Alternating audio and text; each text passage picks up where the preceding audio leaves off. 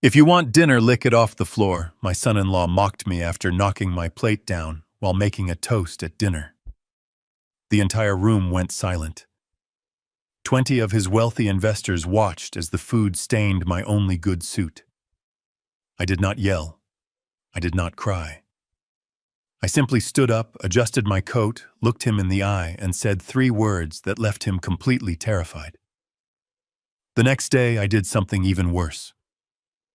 My name is Archie King. To my son-in-law Brad, I am just a retired postman driving a rusted Ford truck. He thinks I am a charity case he has to tolerate. He has no idea that the mansion he lives in belongs to a trust I control. He has no idea that the company he is trying to impress was founded by me 40 years ago. And he certainly has no idea that the credit card he just tried to use to pay for his arrogance is about to be declined. Before I continue this story, let me know where you are watching from in the comments below. Hit like and subscribe if you have ever had to stand up to family who underestimated your worth. The crystal chandelier above the dining table cost more than the house I grew up in. We were in the Hamptons, sitting in a dining room that smelled of fresh lilies and old money. Brad sat at the head of the table, radiating the kind of arrogance that only comes from people who spend money they have not earned. He was wearing a tuxedo that was too tight and a watch that was too big. I sat at the far end of the table near the kitchen door. I was wearing my gray suit, the one I bought at Sears 5 years ago. It was clean, but the elbows were shining from wear. Beside me, my daughter Caroline kept her head down. She looked tired. Her designer dress could not hide the fact that she had lost too much weight recently. She nervously arranged her silverware, trying to make herself invisible. Brad was holding court. He had a glass of champagne in one hand, and he was gesturing wildly with the other, a phone. He was telling a story about a real estate deal he supposedly closed last week. I knew for a fact he had not closed it because I read the financial reports of every major transaction in the state, but I said nothing. I just cut my chicken and tried to eat quietly. "You have to be a shark in this business," Brad announced, his voice booming off the marble walls. "You eat or you get eaten. That is why I am sitting here, and the losers are out there." The guests laughed politely. They were a mix of potential investors and local socialites, people Brad was desperate to impress. He needed their money. I could smell his desperation under his expensive cologne. He had leveraged everything he had on a new development project that was currently stalled. He needed $2 million by Monday, or he was finished. I reached for my water glass. My hand shook slightly. It was a tremor I had developed recently, not from age, but from holding back my anger for too long. My elbow bumped my fork. It clattered onto my porcelain plate. The sound was not loud, but in that room it sounded like a gunshot. Brad stopped talking mid-sentence. The silence that followed was instant and suffocating. He turned his head slowly to look at me. His face flushed with irritation. "Archie," Brad said, using my first name without any respect. "Can you not disrupt my dinner for 5 minutes?" "I am sorry, Brad," I said quietly, reaching to pick up the fork. It slipped. He did not let it go. He stood up, swaying slightly. He had been drinking since noon. He walked down the length of the table. The guests shifted uncomfortably in their chairs. Caroline reached out and touched his arm. "Brad, please," she whispered. "Don't." He shook her off like she was a fly. He stopped right behind my chair. He loomed over me. "You are embarrassing me," Brad hissed. "I invite these important people here. I pay for this food. I let you sit at my table, and you make noise like a clumsy child." I gripped the edge of the table, the edge of Tauta. I realized then that he wanted a show. He wanted to demonstrate his dominance to his investors. He wanted to show them he was the alpha male who could kick a dog and make it whimper. "I am just eating my dinner, Brad," I said, keeping my voice even. "Go back to your seat." That was the wrong thing to say. His eyes narrowed. He grabbed the edge of my plate. "You want your dinner?" he asked. With a violent jerk, he flipped the plate. The chicken, the potatoes, and the heavy porcelain crashed onto the marble floor.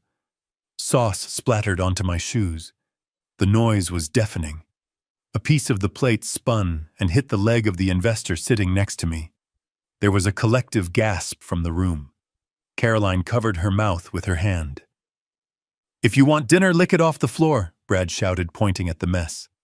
"That is where you belong, Archie. On the floor.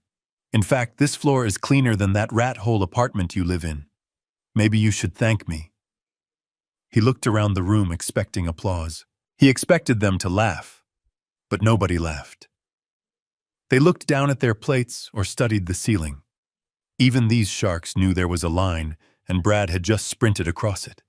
My heart was hammering against my ribs, but my mind was crystal clear. It was a clarity I had not felt in years. For 5 years, I had played the part of the poor, retired father-in-law. I did it because I wanted Caroline to have a normal life. I wanted to see if Brad could build something on his own without my shadow looming over him. I had tolerated his insults. I had tolerated his financial incompetence. But I would not tolerate this. I pushed my chair back. The legs scraped against the floor. I stood up. I am 6 feet tall, and even at 70, I still have the broad shoulders of a man who used to load cargo ships before he owned them. I took my napkin and calmly wiped a speck of sauce from my sleeve. I looked at Caroline. She was crying silently, tears ruining her makeup. She did not look at me. She was too ashamed. Then I looked at Brad. He was smirking, waiting for me to apologize or to bend down and clean it up. "Lease is terminated," I said. My voice was not loud, but it carried to every corner of the room. Brad frowned, confusion clouding his drunk eyes. "What are you babbling about, old man? Sit down." I did not repeat myself. I did not explain. I turned and walked toward the door. "Where are you going?" Brad yelled after me. "You walk out that door, Archie, and do not bother coming back. You hear me? I am done supporting you." I kept walking. I passed the shocked guests. I passed the catering staff who were staring with wide eyes. I walked out the front door of the mansion I had bought 5 years ago under the name of a shell company. I walked past Brad's leased BMW and Caroline's Mercedes. I climbed into my 2005 Ford F-150. The engine roared to life with a familiar rattle. As I backed out of the driveway, I saw Brad in the window, gesticulating wildly to his guests, trying to spin the moment into a joke. He had no idea that the roof over his head was about to disappear. He had no idea that the ground he was standing on had just shifted. I did not drive back to my small apartment in Queens. That life ended the moment that plate hit the floor. I drove west toward the city. The lights of the highway blurred as I formulated the next steps. I felt a strange sensation in my chest. It was not sadness. It was relief. The masquerade was over. I pulled my old flip phone from the glove box. I dialed a number I had not called in 6 months. It rang once. O'Malley, speaking a sharp voice, answered. "It is Archie," I said. The tone on the other end changed instantly. It went from professional to alert. "Mr. King, it has been a while. Is everything all right?" "Activate the King protocol," I said. "Freeze all subsidiary accounts attached to the Sterling household. And O'Malley, prepare the eviction notice." There was a brief pause. O'Malley was the best lawyer in New York. He was a former federal prosecutor who ate sharks like Brad for breakfast. He did not ask why. He knew I never made moves without a reason. "Consider it done, Mr. King. And the investment meeting scheduled for tomorrow regarding Mr. Sterling's project." "Kill it," I said. "Tell the board the chairman has exercised his veto power. Reason due to ethical concerns regarding the principal partner." "Understood. Where will you be staying?" I looked at the skyline of Manhattan approaching in the distance. The Pierre. Book the presidential. I hung up. I drove the truck right up to the entrance of the Pierre Hotel on 5th Avenue. A doorman in a pristine uniform stepped forward, his face set in a polite mask, ready to tell the driver of this old truck to move along. Then he saw me step out. He saw the face he had served for 20 years before I went into my self-imposed exile. His eyes went wide. "Mr. King." "Good evening, Henry," I said, tossing him the keys to the Ford. "Keep her close. I might need to haul some trash later." "Welcome home, Sir," Henry said, signaling for the bellhops who swarmed the truck as if it were a Rolls-Royce. I walked through the gold revolving doors. The lobby manager stopped in his tracks. He rushed over, bypassing a famous actress who was checking in. "Mr. King, we did not know you were coming. We would have prepared the suite." "It is fine," I said. "Just get me a bottle of the 1982 Bordeaux and a steak. Rare. And get me a secure line to the bank." As I rode the elevator to the penthouse, I caught a glimpse of myself in the mirror. I saw the stain on my cheap suit. I saw the gray hair. But the tired old postman was gone. Archibald King, the man who built a shipping empire from a single tugboat, was back, and he was very angry. The phone in the suite rang at exactly 11:15 that night. I knew who it was. I was sitting in a leather armchair, looking out at Central Park, holding a glass of wine that cost more than Brad's car payments. I picked up the receiver and held it away from my ear. "What did you do, you crazy old man?" Brad was screaming so loud, the distortion crackled. "Hello, Brad," I said calmly, taking a sip of wine. "Don't play games with me. The catering manager is here. He just tried to run my card for the final payment. $15,000. It was declined." "Declined, Archie." "That sounds inconvenient," I said. "Inconvenient," Brad shouted. "It is humiliating." I tried Caroline's card. Declined. I tried the emergency card. Declined. "They are saying the guarantor put a freeze on the accounts. You are the guarantor on Caroline's starter accounts from years ago. What did you tell the bank?" "I told them the truth, Brad. I told them I was no longer confident in the borrower's ability to pay." "You can't do this," he screamed. "I have investors here. They are watching me argue with the waiter. Fix it. Call the bank right now and fix it, or so help me God. I will throw your stuff out on the street tonight." "You already threw my dinner on the floor, Brad," I said. "I think we are past threats. Archie, listen to me. I need this night to go perfectly. If I don't pay, they are going to call the cops. Do you want your daughter to see her husband arrested over a catering bill?" I paused. I thought about Caroline. I thought about how she looked down when he insulted me. I thought about how she let him isolate her from her friends, how she let him spend her trust fund, how she became a shadow of the vibrant girl I raised. She needed to see this. She needed to see him fail. "She has seen worse," I said. "She sees you every day." "You are senile," Brad spat. "You are a bitter, confused old man. Tomorrow morning I am taking Caroline to the bank, and we are going to override you. We are going to take legal guardianship, Archie. You obviously can't handle your own affairs anymore." I almost laughed. He was falling right into the trap.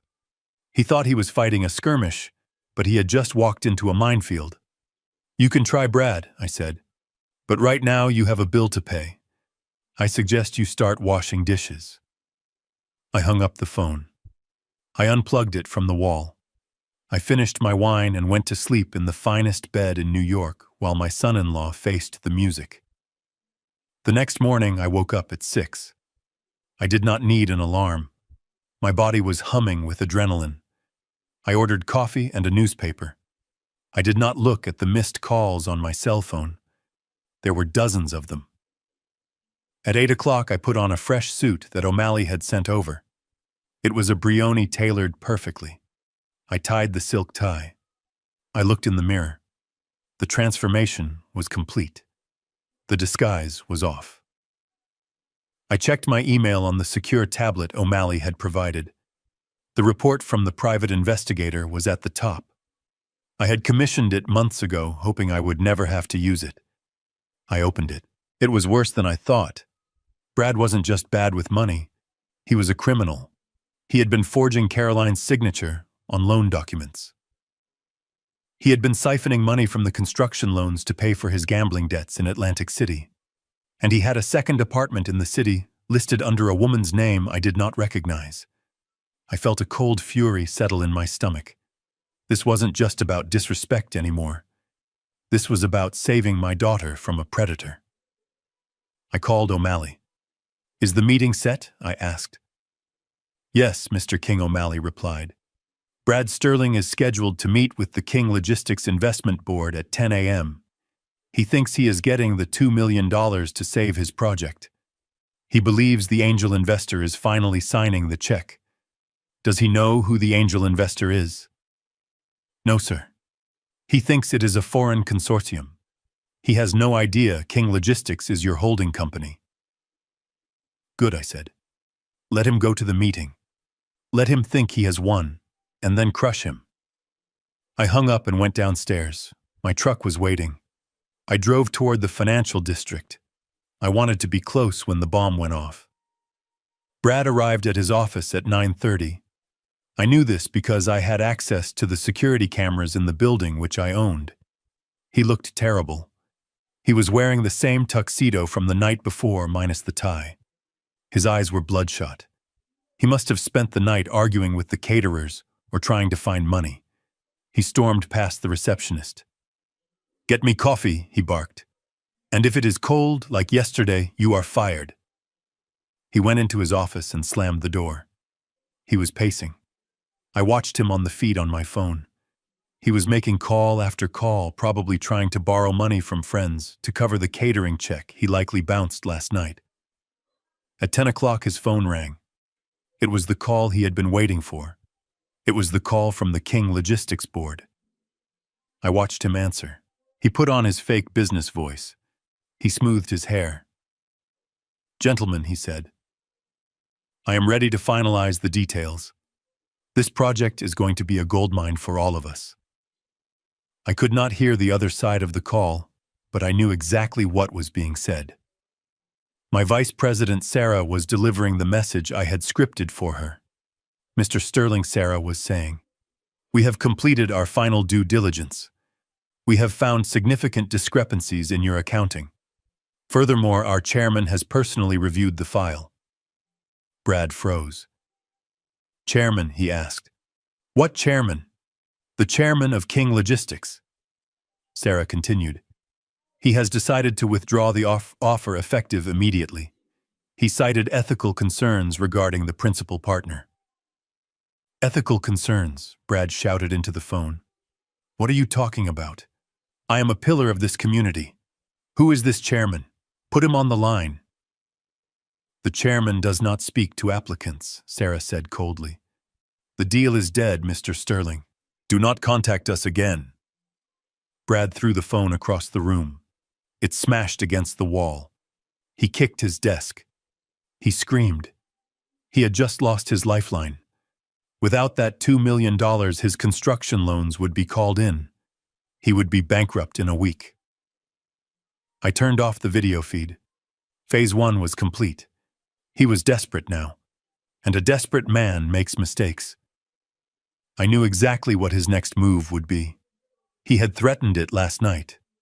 He would go after my money. He thought I was a retired postman with a pension and maybe $200,000 in savings from selling my old house. He thought that money was his safety net. He was going to try to take guardianship. He was going to try to declare me incompetent. I drove my truck to the small local bank branch in Queens where I kept my personal checking account, the one Caroline knew about. I parked across the street and waited. Sure enough, an hour later, Brad's BMW screeched into the parking lot. He jumped out, dragging Caroline with him. She looked terrified. She was wearing sunglasses, probably to hide swollen eyes. Brad was moving fast. He was manic. He was pulling her toward the bank doors. He needed cash, and he needed it now. I watched them go inside. I waited 2 minutes. Then I opened the door of my truck and walked across the street. I didn't rush. I walked with the steady pace of an executioner. Inside the bank, Brad was yelling at the branch manager, Mr. Henderson. "I am telling you, he is unfit," Brad was shouting, slamming his hand on the counter. "He disappeared last night. He is wandering the streets. We are his next of kin. We need to freeze his accounts to protect him, and we need to make an emergency withdrawal to cover his medical expenses." Mr. Henderson looked terrified. He was a nice man who had handled my modest checking account for years. He did not know about my other life either. "Sir, without a court order, I cannot," Henderson stammered. "We are filing the order today," Brad interrupted. "But this is an emergency. My wife here is his daughter. Caroline, tell him." Caroline was shaking. "I don't know, Brad." "Maybe we should wait. Tell him," Brad hissed, grabbing her arm hard enough to leave a bruise. "That is enough," I said from the doorway. Brad spun around. He saw me standing there in my tailored Brioni suit. For a second, he looked confused. He was used to seeing me in flannel. The suit threw him off, but his arrogance quickly took over. "There he is," Brad shouted, pointing at me. "Look at him. He thinks he is a millionaire. He is wearing a costume. He is having a psychotic break. Grab him." Mr. Henderson looked at me, then back at Brad. "Mr. King, you are okay?" "I am fine, Mr. Henderson," I said, walking forward. "But I believe this man is attempting to rob your bank." "Rob?" Brad laughed, a high-pitched, hysterical sound. "I am trying to save your money, you old fool." I stopped in front of him. I looked at Caroline. She took off her sunglasses. Her eyes were red. She looked at my suit, then at my face. She saw something she hadn't seen in a long time. She saw her father, the protector. "Caroline," I said gently, "did you authorize him to come here?" She looked at Brad. He was glaring at her, daring her to speak. I, she stammered. "He dragged her here," I said, turning to the manager. "Mr. Henderson, I would like to see the access logs for my account. Specifically, the joint access I granted my daughter 10 years ago." "Actually," Mr. King Henderson said, looking nervous, "we have had some unusual activity recently, several withdrawals via online transfer." Brad went pale.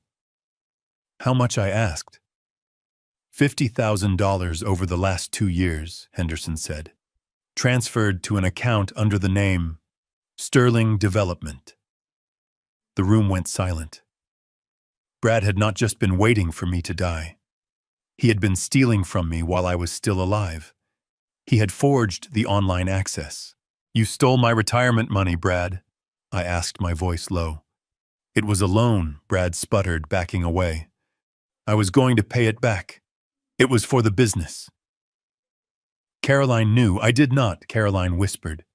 She looked at her husband with horror. "You told me that money came from your bonus." "He lied to you, Caroline," I said. "He lies about everything." Brad's face twisted into a snarl. "So what?" "It is 50 grand. I spend that on dinner. Who cares about your pathetic pennies, old man? When I get my investment funding, I will throw the money in your face." "You aren't getting the funding, Brad," I said. He froze. "How do you know that?" "Because I am the investor," I said. Brad blinked. "What?" "King Logistics," I said. "King. My name is Archie King. Did you never wonder where the name came from?" "No," Brad whispered. "No. That is a billion-dollar company. You deliver mail." "I retired from my own company to live a quiet life," I said. "I wanted to see if you were a man worthy of my daughter. You failed." "You are lying," Brad screamed. He lunged at me. Before he could touch me, a hand grabbed his shoulder. It was a large security guard. "Sir, you need to step back," the guard said. O'Malley stepped out from the manager's office. He had been waiting there as I instructed. He was holding a file. "Mr. Sterling O'Malley," said his voice like gravel. "I am Archibald King's attorney. We have the digital footprint proving you accessed Mr. King's accounts without authorization. That is wire fraud, identity theft, and elder abuse. The police are on their way." Brad looked around wildly. He looked at Caroline. "Baby, tell them. Tell them you gave me permission." Caroline stared at him. She looked at the man who had humiliated her father, who had stolen from him, who had dragged her into this nightmare. "I never gave you permission," she said. Her voice was shaking, but it was clear. Brad's face crumbled. He turned and ran. He shoved the security guard and bolted out the door. "Let him go," I said to the guard. "He has nowhere to run." I turned to Caroline. She collapsed into my arms, sobbing. "I am so sorry, Dad," she cried. "I didn't know. I am so sorry." I held her tight. I smoothed her hair just like I did when she was a little girl. "It is over now, sweetheart," I said. "Let's go home." But the war wasn't over yet. Brad was a rat, and rats bite when they are cornered. He wasn't going to disappear quietly. He was heading back to the only place he felt safe. The mansion in the Hamptons. My mansion. I looked at O'Malley. "Execute the eviction," I said. "I want him on the curb before sunset." O'Malley nodded. "The sheriff is already en route." I walked Caroline out to my truck. I opened the door for her. "Where are we going?" she asked, wiping her eyes. "To get your things," I said. "You are not staying in that house with him, not for one more night." We drove in silence for a while. Caroline stared out the window, watching the city pass by. "Dad," she said softly, do you really own King Logistics?" "I do," I said. "Why didn't you tell me?" "Because money changes people, Caroline," I said. "I saw what it did to my friends. I saw what it did to your mother's family. I wanted you to be loved for who you are, not for what you can buy. I thought Brad might be different if he thought we were normal folks." "He never loved me," she whispered. "He loved the idea of me, and when he couldn't control me, he used me." We pulled up to the gates of the Hamptons estate. There were 2 police cruisers in the driveway. The front door was open. Brad was on the front lawn screaming at a police officer. He was holding a golf club, waving it around. "This is my house," he was yelling. "You can't kick me out. I have rights, squatters' rights." The sheriff, a man I had known for 20 years, stepped forward. "Mr. Sterling, this isn't a squat. You signed a lease agreement 5 years ago. A lease that clearly states the owner can terminate tenancy immediately upon evidence of criminal activity or failure to pay the nominal rent. You haven't paid the $1 rent in 6 months. And we have a report of assault." "Assault," Brad screamed. "Who did I assault?" "You assaulted me," I said, stepping out of the truck. Brad spun around. He saw me. He saw Caroline. "Caroline, tell them to leave," he shouted. "Tell them this is our house." Caroline stepped out of the truck. She stood next to me. She looked at the man she had married. He looked pathetic. A small man in a big suit yelling at the world because he couldn't cheat his way out of this one. "It isn't our house, Brad," she said. "It never was." Brad's face turned purple. "You traitor! You useless!" He raised the golf club and took a step toward her. The sheriff didn't hesitate. He tackled Brad to the ground. The golf club flew into the bushes. 2 deputies swarmed him. I heard the click of handcuffs. Brad was screaming obscenities into the grass. "Get him off my property," I said. They dragged him to the cruiser. He was kicking and spitting. As they shoved him into the back seat, he locked eyes with me. "This isn't over, old man," he screamed. "I will sue you. I will destroy you. I will tell everyone who you really are." "You do that, Brad," I said. "You tell them." They drove him away. The silence returned to the estate. The ocean breeze rustled the trees. Caroline looked at the house. "I don't want anything from inside," she said. Just my clothes. And my mother's jewelry. We can burn the rest if you want, I said. She managed a weak smile. Let's just donate it. We spent the afternoon packing her life into boxes. It was sad work, but it was necessary. By sunset, the house was empty of everything that mattered. But Brad wasn't done. I knew him. He was a narcissist. He couldn't accept defeat. He would try one last Hail Mary. 2 days later, I saw the announcement. The State Entrepreneur Gala. It was the biggest event of the year for the business community. Brad had been bragging for months that he was going to be the keynote speaker, that he was going to be on the cover of the magazine. I knew he was out on bail. I knew he would be there. He would try to find a new victim, a new investor. He would try to spin a story about how he was the victim of a crazy father-in-law. I called O'Malley. Get me a table at the gala, I said. Front row. But sir, the tickets are sold out.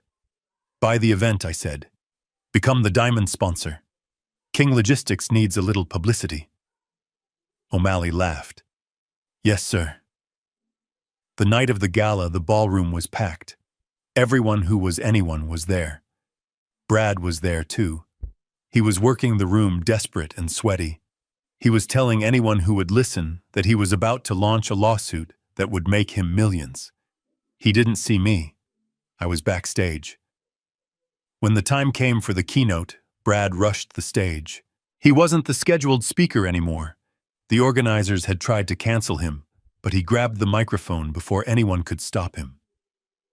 Ladies and gentlemen, he shouted, his voice cracking. You all know me. I am a victim of a massive fraud orchestrated by my wife's family. The crowd murmured. He was making a scene. They tried to ruin me, he yelled, pointing at the camera that was live streaming the event.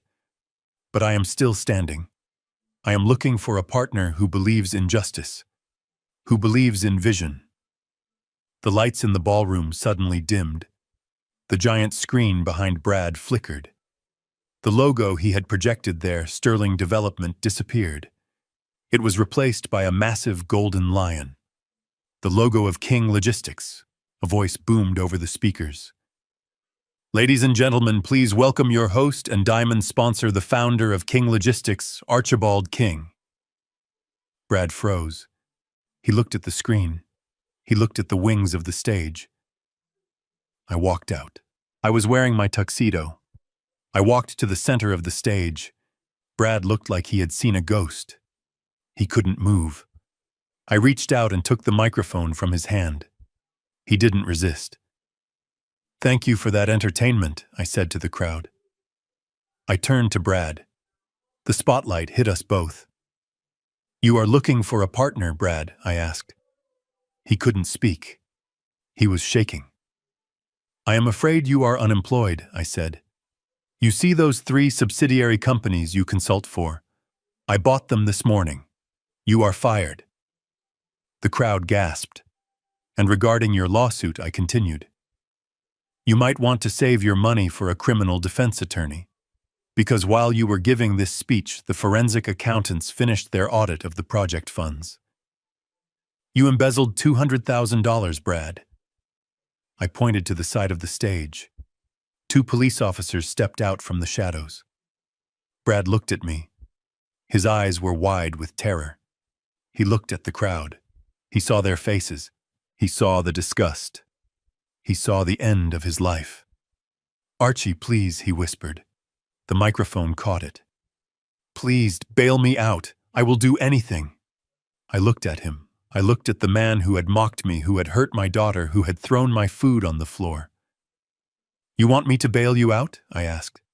He nodded frantically, tears streaming down his face. Yes, yes. I leaned in close. Lick it off the floor, I said. I dropped the microphone. It hit the stage with a thud that echoed like a gavel.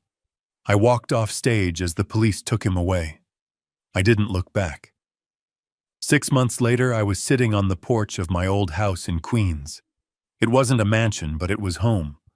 The sun was setting over the neighborhood. Caroline was inside cooking dinner. She was laughing on the phone with a friend. It was a sound I hadn't heard in years. She was working for the charitable foundation I had started. She was happy. I took a sip of my beer, a cheap domestic. It tasted better than any champagne. People say money can't buy happiness. They are right. But money can buy a broom to sweep the trash out of your life. And to me, that is close enough. I sat in the back of my darkened SUV parked 2 blocks away from the Sterling Development offices, monitoring the security feed on my tablet. I own the building. I bought it through a shell corporation 8 years ago when the market bottomed out. Brad had always bragged about his prime location in the financial district, about the view from the 30th floor that proved he was a master of the universe. He never knew that every month he wrote a rent check. It was deposited directly into a trust fund I had set up for my future grandchildren. He was a tenant in a cage I had built, and he was about to find out that the lock had just clicked shut. It was 9:15 in the morning. Brad burst through the glass double doors of his suite like a man escaping a fire. He looked terrible. The tuxedo shirt from the night before was unbuttoned at the collar, and his eyes were bloodshot pools of hungover rage. He had likely spent the night in his car or at a cheap motel because he was too cowardly to go home and face Caroline after the catering disaster. He carried the stench of stale champagne and desperation. His receptionist, a young woman named Jessica, looked up from her desk with a tentative smile. She was a good kid working 2 jobs to pay for night school. I had vetted her myself before Brad even interviewed her, ensuring he had competent support, even if he didn't deserve it. "Good morning, Mr. Sterling," she said, holding out a stack of messages. Brad didn't even slow down. He slapped the messages out of her hand. They scattered across the polished floor like confetti. "Don't speak to me," he barked, his voice cracking. "Where is my coffee? I told you to have it on my desk by 9. "I am sorry," Sir Jessica stammered, scrambling to pick up the papers. "I was just about to brew a fresh pot because you were late, and I didn't want it to get cold." "Late," Brad screamed, his face turning a violent shade of purple. "You are monitoring my arrival times now. You are judging me. I am the CEO of this company.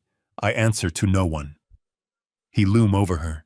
He was projecting all his humiliation from the night before onto this innocent girl. He needed to feel big again. He needed to crush someone because I had crushed him.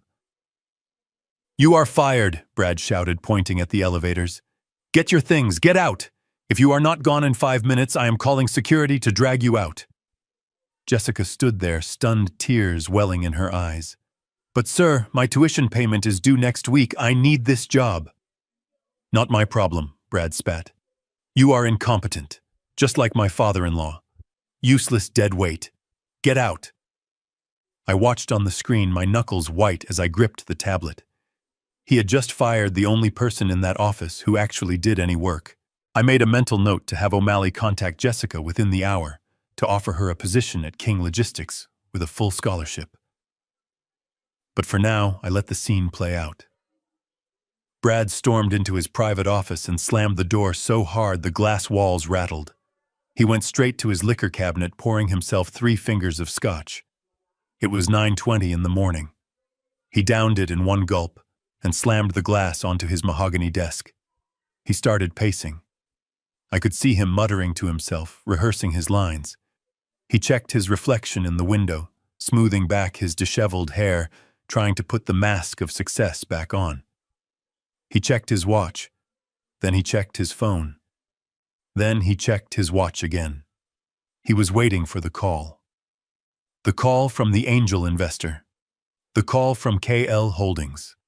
He believed that at 10 o'clock sharp, a representative from a mysterious European consortium was going to wire $2 million into his operating account. In his delusional mind, that money was already his. It was the magic wand that would fix the bounced catering check, pay his past due lease on the Hamptons house, and silence the creditors who were breathing down his neck. At 9:58, he sat down in his leather executive chair. He put on a headset. He composed his face into a smile that looked painful. He was ready to beg, ready to charm, ready to lie. The phone on his desk rang at exactly 10 o'clock. I watched him answer. I switched the audio feed to listen in. Brad Sterling speaking, he said, his voice dropping an octave, trying to sound commanding. To whom am I speaking? Mr. Sterling, this is Sarah Jenkins from KLO. Sarah was my vice president of operations. She was sitting in my office 3 miles away, following the script I had written for her word for word. Sarah, wonderful to hear from you, Brad said, leaning back and putting his feet up on the desk. I trust the paperwork is in order. My team is ready to receive the wire transfer. We have crews standing by to break ground on the condos immediately. There was a pause on the line. It was a long, heavy silence that made Brad take his feet off the desk and sit up straight. Mr. Sterling, Sarah, said, her voice icy and professional. We have completed our final due diligence review regarding the Sterling Heights project. And Brad asked, a bead of sweat rolling down his temple. And we are declining the investment opportunity, Sarah stated flatly. The offer is officially rescinded. Brad laughed. It was a nervous, high-pitched sound. Excuse me. I think there is a bad connection. We have a term sheet. We shook hands. The chairman gave me his word through his intermediaries. The chairman has personally intervened, Sarah said. He has reviewed your file this morning. Specifically, he reviewed the incident report from last night regarding your conduct at a private residence in the Hamptons. Brad went pale. The blood drained from his face so fast he looked like a corpse. How does he know about that? That was a private dinner. KL Holdings values character above collateral. Mr. Sterling, Sarah continued. The chairman was informed that you assaulted a senior citizen and destroyed private property. Furthermore, our auditors have discovered irregularities in your previous construction loans. That is a lie, Brad screamed, standing up and slamming his fist on the desk. Who told you that? Was it Archie? Did that old lunatic call you? He is a nobody. He delivers mail. You are going to listen to a postman over a developer. Mr. Sterling, Sarah said, cutting him off. The decision is final. We do not do business with individuals who lack basic moral fiber. We are also notifying the other partners in the consortium. You will find no capital here. Do not contact us again. The line went dead. Brad stood there holding the headset, the dial tone buzzing in the empty office. He looked like he had been hit by a truck. The $2 million was gone. The lifeline was cut. Then the rage took over. He let out a primal scream that echoed through the empty suite. He grabbed the expensive crystal decanter of scotch and hurled it at the wall. It shattered, spraying amber liquid and glass shards everywhere. He didn't stop there. He swept his arm across his desk, sending his computer, his awards, and his framed photos of Caroline crashing to the floor. He kicked his chair over. He punched the drywall, leaving a hole in the plaster. You are ruining me, he screamed at the empty room. Everyone is against me. It is not fair. I am a genius. I deserve this. He collapsed onto the floor, sitting amidst the wreckage of his ego. He was breathing hard, his chest heaving. He reached into his pocket and pulled out his cell phone. He opened his banking app. I zoomed in with the camera. I could see the screen over his shoulder. He checked his business account. The balance was negative $4,000. The catering check had hit early that morning and bounced, triggering overdraft fees. He checked his personal account. Negative $200. He checked his credit cards. All of them showed the same message. Account suspended. Contact guarantor. He was insolvent. He didn't have enough money to buy lunch, let alone pay the $15,000 catering bill that the police were likely investigating right now. He didn't have the money to pay the rent on this office, which was 10 days overdue. He sat there staring at the red numbers on his screen. The reality of his situation was finally crashing down on him. He wasn't a millionaire. He wasn't a mogul. He was a fraud who had run out of road. Then a look of dark realization crossed his face. He wiped the sweat from his forehead. His eyes narrowed. He wasn't looking at the past anymore, he was looking for a way out. A survival instinct kicked in, the instinct of a parasite looking for a new host. He scrolled through his contacts until he landed on a name. Caroline. He didn't call her. Instead, he opened his photos. He scrolled years back to a photo of me and Caroline standing in front of my old house. He zoomed in on the house. It was modest, but he knew I owned it outright. He knew I had a pension. He knew I had a life savings account that I had barely touched in decades. He thought that account held maybe $200,000. To a man who owed millions, it was a drop in the bucket, but to a drowning man, it was a life raft. I saw him form the plan. I saw the gears turning in his desperate mind. He couldn't get the millions from the investors, so he would take the thousands from the old man. He would rationalize it. He would tell himself I owed him. He would tell himself I was senile and he was just protecting the family assets. He stood up, dusting the glass off his pants. He smoothed his hair again. The mania was back in his eyes. He grabbed his keys. He didn't look at the destruction he had caused. He walked out of the office, leaving the shattered glass and the hole in the wall behind him. I watched him go. I picked up my phone and dialed O'Malley. "He is on the move," I said. He took the bait. "He is going for the savings account." "Is the trap set?" O'Malley asked. "The bank manager is expecting him," I said, "and the police are on standby in the break room." I started the engine of my truck. I pulled out into traffic, keeping a safe distance behind Brad's BMW. He was driving fast, weaving through traffic, heading toward Caroline. He was going to use my daughter to steal my money. He had no idea that he wasn't driving toward a payout. He was driving toward the end of his life as a free man. I parked my truck down the street from the Hamptons estate and pulled up the security feed on my tablet. I had installed the cameras years ago, not to spy on them, but to ensure my daughter was safe.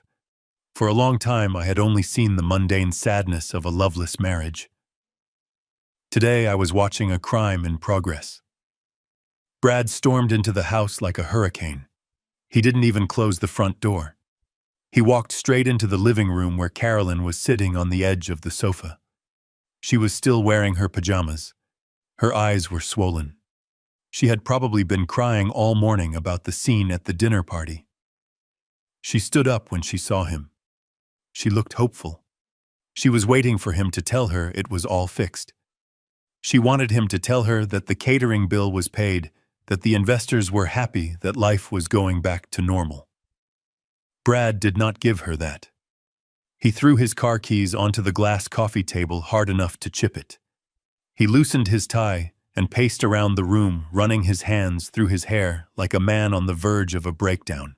"It is gone, Caroline," he shouted without looking at her. "The deal, the funding, the future, it is all gone." Caroline put her hand to her mouth. "What? Why?" "I thought the meeting was just a formality." "It was a formality," Brad lied, turning to face her. "Until your father got involved." Caroline blinked. "My father? What did he do?" "He called them," Brad said, his voice dripping with fake incredulity. "He called the investment board this morning. He was raving Caroline. He told them I was a thief. He told them I was abusing you. He told them wild, paranoid lies. He spooked them. They pulled the offer. $2 million vaporized because your father couldn't keep his mouth shut." I watched the screen, my jaw clenched. The man was a master. He took his own failure, his own criminal negligence, and wrapped it around my neck like a noose. "He wouldn't do that," Caroline whispered. "He doesn't even know who your investors are. He is just a retired postman." "That is exactly the point," Brad said, walking over to her. "He is confused, Caroline. He is losing it. Think about last night. Who throws a plate of food on the floor at a formal dinner? A sane man doesn't do that." "He didn't throw it," Caroline said quietly. "You knocked it out of his hand, Brad." "I saw you."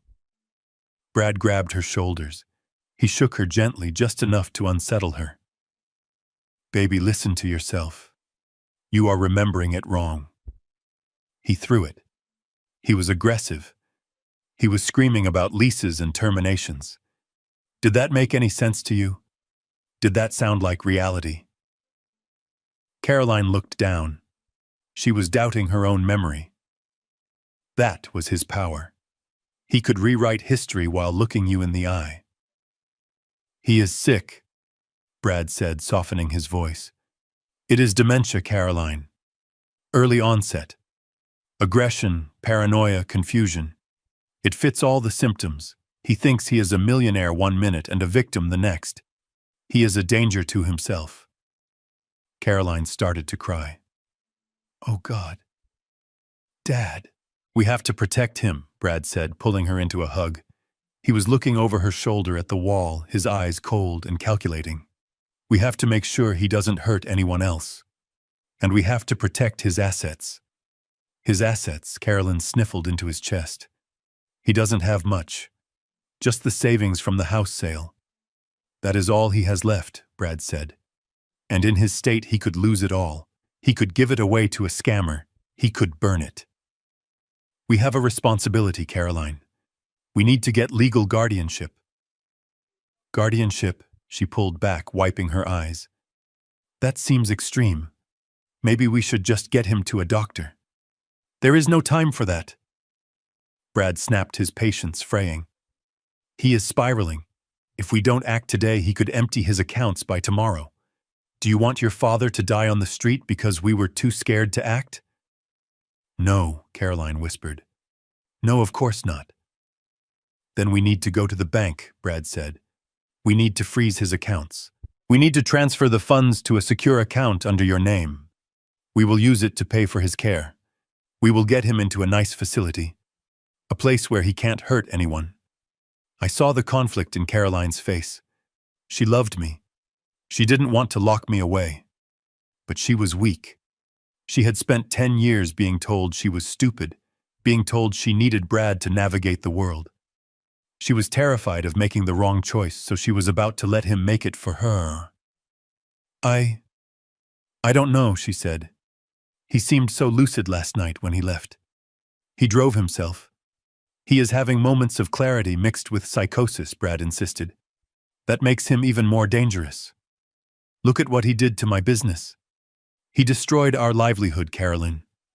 We are going to lose this house because of him. Do you want to be homeless? Do you want to fail because you couldn't make the hard choice? He was cornering her. He was using fear and guilt as weapons. Okay, she whispered. Okay, if you think it is best. It is the only way, Brad said. Go get your purse. Get your ID. We are going to his bank, the branch in Queens. We are going to save him from himself. He kissed her on the forehead. It was the kiss of a Judas. Caroline turned and walked upstairs to get ready. As soon as she was out of the room, Brad's face changed. The mask of concern dropped. He smiled. It was a cruel, predatory smile. He pumped his fist in the air. He thought he had won. He thought he had just talked his wawans to a $200,000 payday. I turned off the tablet. I started my truck. He wasn't going to save me. He was going to rob me blind and dump me in a state-run facility while he spent my life savings on his gambling debts. He had manipulated my daughter into becoming an accomplice to the theft of her own inheritance. I gripped the steering wheel. My knuckles were white. You want to go to the bank? Brad, I said to the empty cab of my truck. Fine. Let's go to the bank. I pulled out into the street. I knew exactly where they were going. And I knew exactly who would be waiting for them. Brad thought he was playing chess with a senile old man. He didn't realize he was playing poker with the house. And the house always wins. I parked my Ford truck around the corner from the bank branch in Queens, ensuring it was out of sight. I wanted Brad to feel confident. I wanted him to walk into that building thinking he was the smartest man in the room.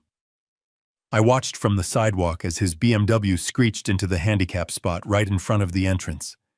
He didn't have a placard, but Brad Sterling never let laws get in the way of his convenience. He jumped out of the car and practically dragged Caroline toward the glass doors. She looked pale and small in her designer coat, her eyes darting around nervously, as if she expected the police to jump out of the bushes. In a way, she wasn't wrong. I gave them a 2-minute head start. I adjusted my tie in the reflection of a shop window, took a deep breath, and walked toward the bank. This was the branch where I had opened my first savings account 50 years ago. The tellers knew me as the nice old man who brought donuts on Fridays. They didn't know I owned the building the bank leased space in. When I entered the lobby, the tension was already thick enough to choke on. Brad was leaning over the counter, his face inches from the young teller's plexiglass shield. "I am telling you it is a medical emergency," Brad was shouting, his voice echoing off the high ceilings. "My father-in-law is incapacitated. We need immediate access to his liquid assets to secure his treatment. Why is this so difficult? Do you want him to die because of your bureaucracy?" The teller looked terrified. "Sir, I have explained that without a power of attorney on file." "Get me your manager," Brad interrupted, slamming his hand on the counter. "Get me Henderson, now, Mr. Henderson appeared from the back office right on cue. We had rehearsed this scenario just an hour ago. He smoothed his suit jacket and walked over with a calm, professional expression that I knew was hiding a lot of satisfaction. "Mr. Sterling Henderson," said, his voice steady. "Please lower your voice. You are disturbing the other customers." "I don't care about your customers," Brad spat, turning his aggression toward the manager. "I care about my wife's father, who is currently suffering a mental break. We need to transfer his savings to a conservatorship account immediately. Here is the paperwork." He thrust a crumpled stack of forms at Henderson. They were legal templates probably downloaded from the internet and filled out in Brad's jagged handwriting. Henderson didn't even look at the papers. "Mr. Sterling, given the sensitivity of this request and the significant amount of funds involved, we cannot handle this at the counter." Brad smirked. "Finally, someone with a brain. Let's go to your office then. Cut the check and we will be out of your hair." Henderson nodded. "Actually, we have prepared the VIP conference room for this meeting. Please follow me."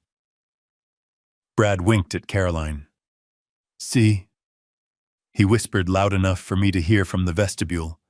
"You just have to push these little people. They always fold."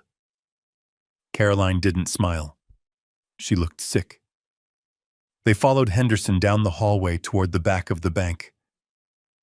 I waited until the heavy oak door of the conference room clicked shut. Then I walked over to the teller. "Hello, Mary," I said quietly. "Mr. King," she gasped. "Oh, thank goodness. That man, he is saying terrible things about you." "I know, Mary," I said, giving her a reassuring smile. "Don't worry.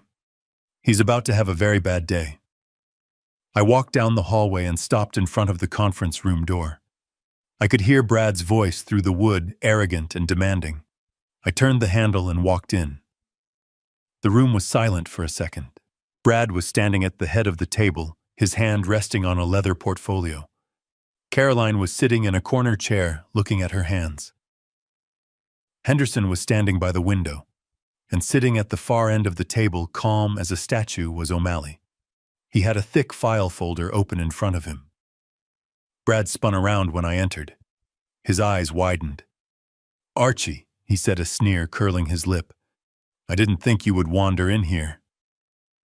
"How did you find us?" "Did you follow us?" I ignored him. I walked over to the empty chair next to O'Malley and sat down. I didn't say a word. I just folded my hands on the table and looked at him. "This is actually perfect," Brad said, letting out a harsh laugh. "You can sign the release forms yourself. It will save us the court fees." "Caroline, give him a pen." Caroline didn't move. She was staring at O'Malley. She recognized him. She had seen him on the news years ago when he was prosecuting mob bosses. "Brad." "Who is this guy?" she whispered. Brad looked at O'Malley dismissively. probably the bank's lawyer. "Look, buddy, we don't need a lecture on protocol. Just give us the money." Mr. Sterling O'Malley said, his voice deep and resonant like a cello. "I do not work for the bank. I am Mr. King's personal counsel." Brad laughed so hard he threw his head back. "Personal counsel? He is a postman. He can't afford a lawyer. What are you, pro bono legal aid?" "I am on retainer," Brad O'Malley said, "and my hourly rate is considerably higher than the balance in your checking account." Brad stopped laughing. He looked from O'Malley to me, then back to O'Malley. The confidence in his eyes flickered. "What is going on here?" Brad demanded. "Why are you here?" "We are here to discuss a withdrawal," O'Malley said, flipping open the file in front of him. "Specifically, a series of withdrawals totaling $50,000 made from Mr. King's retirement fund over the last 24 months. Brad froze. His face went gray. "I don't know what you are talking about," he said, his voice suddenly tight. "We have the transaction logs." O'Malley continued, pulling a sheet of paper from the file and sliding it across the polished table. Every transfer was authorized via a digital signature. The IP address for every single request traces back to a laptop registered to Sterling Development. Caroline stood up. She walked over to the table and looked at the paper. Her hands were shaking. "Brad," she said softly, "these dates. This one is from 2 months ago, the day you said you got a bonus." Brad waved his hand dismissively. "It was a loan, Caroline, I told you. Archie loaned it to me. He forgot. He is senile." "I did not loan you anything, Brad," I said, speaking for the first time. "You did," Brad shouted, pointing a finger at me. "You told me I could use it. You said you wanted to help the business. You are lying because you are confused." O'Malley pulled another document from the file. It was a physical withdrawal slip from 2 years ago. And this Mr. Sterling O'Malley said, "This is a withdrawal slip for $5,000 cash. It was signed in person at this branch." The signature reads, "Caroline Sterling." Caroline picked up the slip. She stared at it for a long time. The room was deadly silent. The hum of the air conditioner sounded like a jet engine. "That is not my signature," she whispered. "What?" Brad snapped. "Of course it is. You signed it. You forgot. You forget things all the time." "No," Caroline said, looking up. Her eyes were wet, but her voice was gaining strength. "I didn't sign this, Brad. Look at the C. I loop my C's. This is sharp. This looks like your handwriting." Brad slammed his hand on the table, making everyone jump except O'Malley. "Stop it, Caroline. Stop siding with him. He is trying to frame me. Can't you see that? He is jealous of my success. He wants to destroy us." "Success?" O'Malley asked calmly. "Mr. Sterling, according to our investigation, your business has not turned a profit in 3 years. You are insolvent.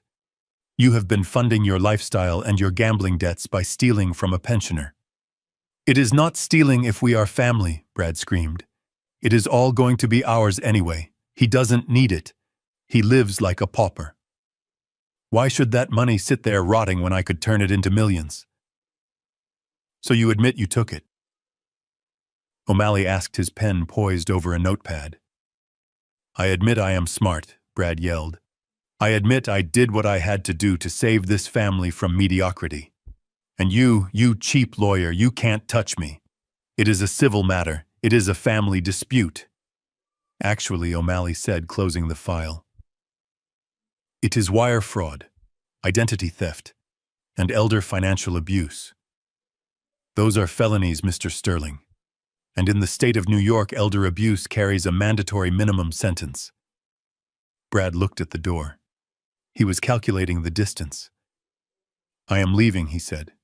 "Come on, Caroline." Caroline didn't move. She was holding the forged withdrawal slip to her chest like a shield. "I am not going with you," she said. Brad stopped. He turned slowly to look at her. "What did you say?" he hissed. "I said I am not going," Caroline repeated. "You stole from my father. You lied to me.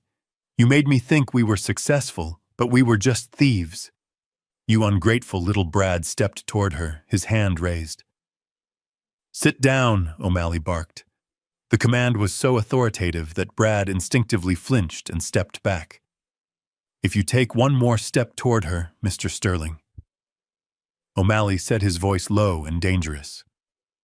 "I will add assault to the list of charges the district attorney is currently reviewing." Brad looked at me. His eyes were wide and frantic. He looked like a trapped animal. "Archie, please," he said, his voice breaking. "This is crazy." "Jail. You are going to send your son-in-law to jail. Think about the scandal. Think about Caroline." "I am thinking about Caroline," I said. "That is why I am doing this." "I will pay it back," Brad pleaded. "I swear. Just give me time. When the investors come through." "There are no investors, Brad," I said. KL Holdings was the only offer on the table. And I killed it. Brad's mouth opened and closed. He looked at Henderson. He looked at the walls. He realized the walls were closing in. You killed the deal." "I own KL Holdings, Brad." He staggered back until he hit the wall. He slid down it until he was crouching on the floor. He put his head in his hands. "No," he moaned. "No, it isn't possible." O'Malley stood up. He walked over to Brad and handed him a thick envelope. "You have been served, Mr. Sterling," O'Malley said. "This is a formal notice of the civil suit regarding the theft of $50,000. It also contains a restraining order preventing you from coming within 500 feet of Mr. King or his financial assets." Brad stared at the envelope on the floor. He didn't pick it up. "And one more thing," O'Malley said. "The police are waiting in the lobby. They would like to have a word with you regarding the check you wrote to the catering company last night. Writing a bad check over $10,000 is a felony in this jurisdiction." Brad looked up. Tears were streaming down his face, but they weren't tears of remorse. They were tears of self-pity. "Caroline, help me," he sobbed. "Don't let them do this." Caroline looked at him. She looked at the man she had spent 10 years trying to please. She saw the pathetic reality beneath the expensive suit. "You did this to yourself, Brad," she said. She walked over to me and took my hand. Her grip was tight. "Let's go, Dad," she said. We walked out of the conference room, leaving Brad sobbing on the floor, with the envelope lying next to him. We walked past the police officers who were heading toward the back. We walked out into the bright afternoon sun. Caroline took a deep breath. She looked at the busy street. "I don't have anywhere to go," she said softly. "He has the house keys, and the car is in his name." I put my arm around her shoulders. "You have a home, Caroline," I said. "You always have a home. And don't worry about the car. I think it is time for an upgrade anyway." She looked at me, and for the first time in a long time she smiled. It was a sad smile, but it was real. "Who are you, Dad?" she asked. "Really?" "I am just your father," I said. "And right now I am a father who is going to buy his daughter lunch, and we are going to eat it off a table." Brad Sterling drove his BMW back to the Hamptons at 100 miles an hour. His hands were shaking so badly he could barely keep the wheel steady. He screamed at the windshield, screaming at Caroline, screaming at me, screaming at the universe. He had lost the funding. He had lost the bank fight. He had lost his wife. But he told himself he still had the house. The mansion was his fortress. It was the physical proof that he was somebody. As long as he had the keys to the front door, he was still Brad Sterling, the developer. He convinced himself that Caroline would come back. She had nowhere else to go. She would cry for a few hours in her father's run-down apartment, and then she would realize she needed her husband. She needed the lifestyle he provided, even if that lifestyle was currently a house of cards doused in gasoline. He pulled into the long gravel driveway. The sight of the massive white pillars calmed him slightly. It was a beautiful house. It was a symbol of power. He parked the car and walked to the front door. He unlocked it and stepped into the cool, silent foyer. It smelled of expensive candles and sea salt. He went straight to the bar in the living room. He poured a vodka tonic, his third of the day. He paced the floor. "She will be back," he muttered to the empty room. "She has to come back. That old man cannot take care of her. He can barely take care of himself." He took a long drink. The alcohol burned, but it didn't numb the panic rising in his chest. He replayed the scene at the bank. O'Malley. That lawyer. Who was he really? He couldn't be Archie's lawyer. Archie was a retired civil servant. He bought his clothes at thrift stores. He drove a truck that sounded like a lawnmower. "It is a scam," Brad said aloud, slamming his glass down. "That is it. It is a scam. O'Malley is using the old man. He is using Archie's identity to launder money or hide assets. That is why the accounts are in Archie's name. Archie is a patsy, a straw man, and Caroline is too stupid to see it." He laughed. It was a manic sound. He felt better. He had figured it out. He wasn't the villain here. He was the victim of a complex legal conspiracy. He just needed to find the proof. He would hire his own lawyer. He would sue O'Malley. He would get the money back. Bam, bam, bam. The sound of a heavy fist pounding on the front door echoed through the house like thunder. Brad jumped. He spilled his drink on the rug. "Who the hell is that?" he shouted. He marched to the door. He was ready for a fight. He hoped it was Archie. He wanted to punch the old man in the face. He threw the door open. It wasn't Archie. Standing on the porch was Sheriff Miller. Behind him were 3 deputies, their hands resting on their belts.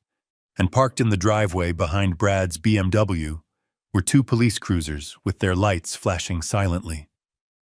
Sheriff Miller was a mountain of a man with a gray buzz cut and eyes that had seen everything. Brad knew him. He had met him at fundraisers. He had tipped him generously at the Christmas party, hoping to buy some goodwill for the speeding tickets he racked up. Sheriff Brad said, putting on his best charming smile, though it faltered at the edges. "What can I do for you? Is there a problem in the neighborhood?" "There is a problem right here," Mr. Sterling, Miller said. His voice was not friendly. It was flat and official. Brad frowned. "Here, I don't understand."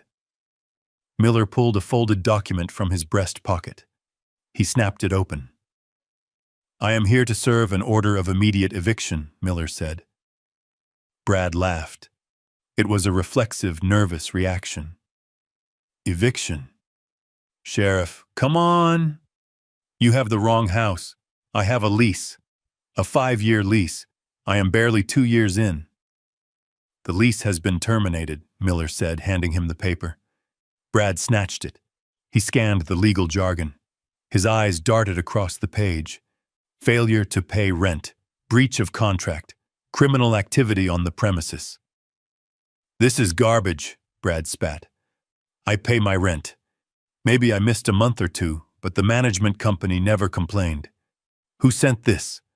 Who is the landlord? I want to talk to the owner." "You are holding the owner's declaration," Miller said. "Look at the signature line, Mr. Sterling." Brad looked down. He expected to see the name of the faceless LLC he wrote his checks to, Seaside Properties or Hampton's Holdings. Instead, he saw a name that made his stomach turn over. The Archibald King Trust. Signed Archibald King Trustee. Brad stared at the name. The letters seemed to dance on the page. Archibald King. Archie. "No," he whispered. "No. This is a joke. This is part of the scam."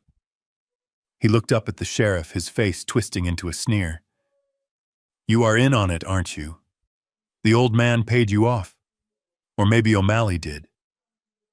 This isn't real. Archie King is a broke mailman. He doesn't own this house. I live here. My stuff is here. Mr. King provided the deed, the trust documents, and the lease agreement you signed, Miller said, calm as a stone.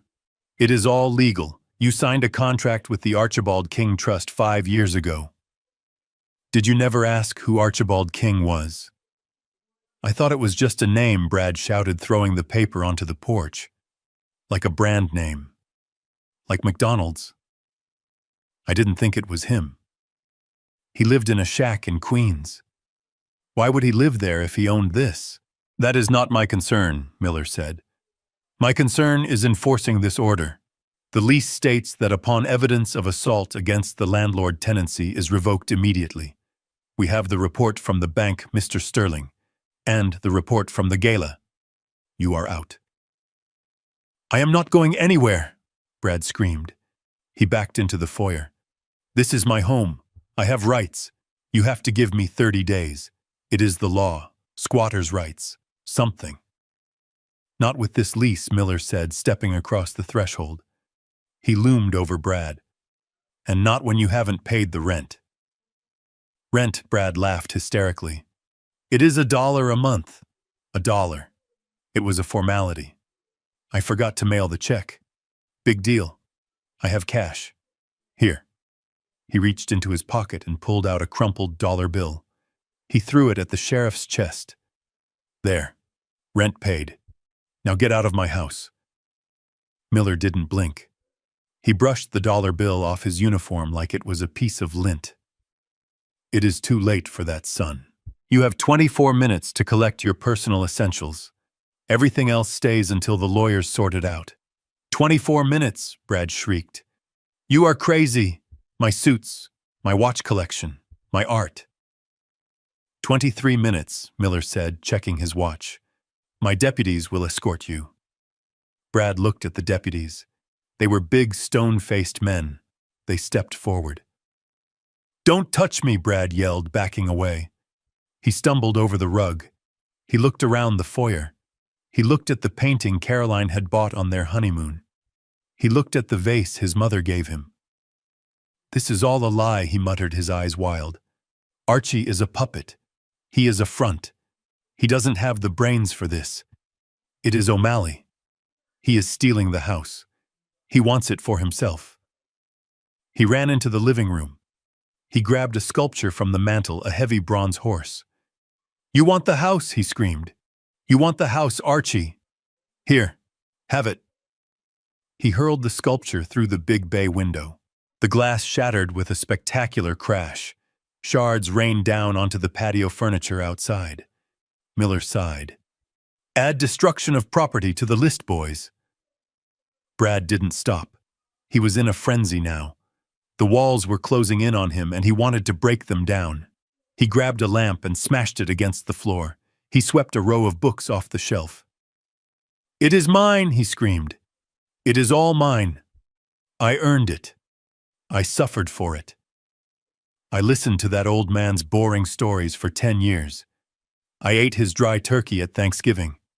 I deserve this house. Mr. Sterling, Miller said, his voice hardening. If you break one more thing, I will arrest you right now. Brad spun around. He was breathing hard, sweat dripping down his face. He looked deranged. You can't arrest me, he hissed. I am Brad Sterling. I am on the cover of magazines. Not anymore, Miller said. 20 minutes. Brad looked at the stairs. He ran up them, taking 2 at a time. The deputies followed him, keeping a close distance. He burst into the master bedroom.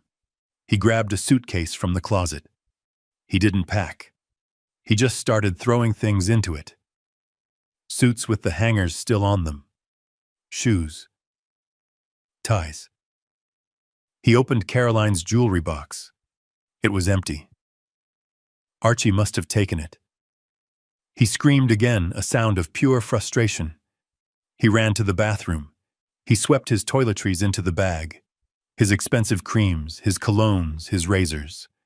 He dragged the suitcase out onto the landing. He looked down at the foyer. The sheriff was standing there watching him. "You are making a mistake," Brad yelled down. "You are going to regret this. When I get my lawyers on this, you will be working security at the mall, Miller." Miller just pointed at his watch. 15 minutes. Brad dragged the suitcase down the stairs. It thumped against every step, leaving scratches on the wood. He didn't care. He wanted to leave a scar.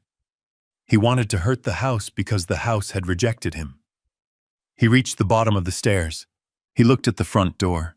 It was wide open. The afternoon sun was streaming in. It looked like freedom, but it felt like exile. He walked out onto the porch. He dragged the suitcase down the steps. He threw it onto the gravel driveway next to his car. He looked back at the house. The deputies were standing in the doorway, blocking the entrance. It was over. The castle had fallen, but he wasn't done. The rage was still boiling inside him, hot and poisonous. He looked at the second-story window. Caroline's painting room. He ran back to the porch. "Mr. Sterling." "That is far enough," Miller warned, stepping forward. "I forgot something." Brad lied, backing away toward the garden path that led around the side of the house. "My medication. It is in the kitchen." Miller gestured to a deputy. "Go with him." Brad ran around the side of the house. He wasn't going to the kitchen. He saw the patio furniture. He saw the expensive teak chairs Caroline loved. He grabbed one. He threw it into the pool. The splash was satisfying. He grabbed another one. "Stop that!" the deputy shouted, running toward him. Brad laughed. He grabbed a planter, a heavy ceramic pot filled with hydrangeas. He lifted it over his head. "Happy birthday to me!" he screamed and threw it through the French doors of the dining room. Glass exploded inward. The deputy tackled him.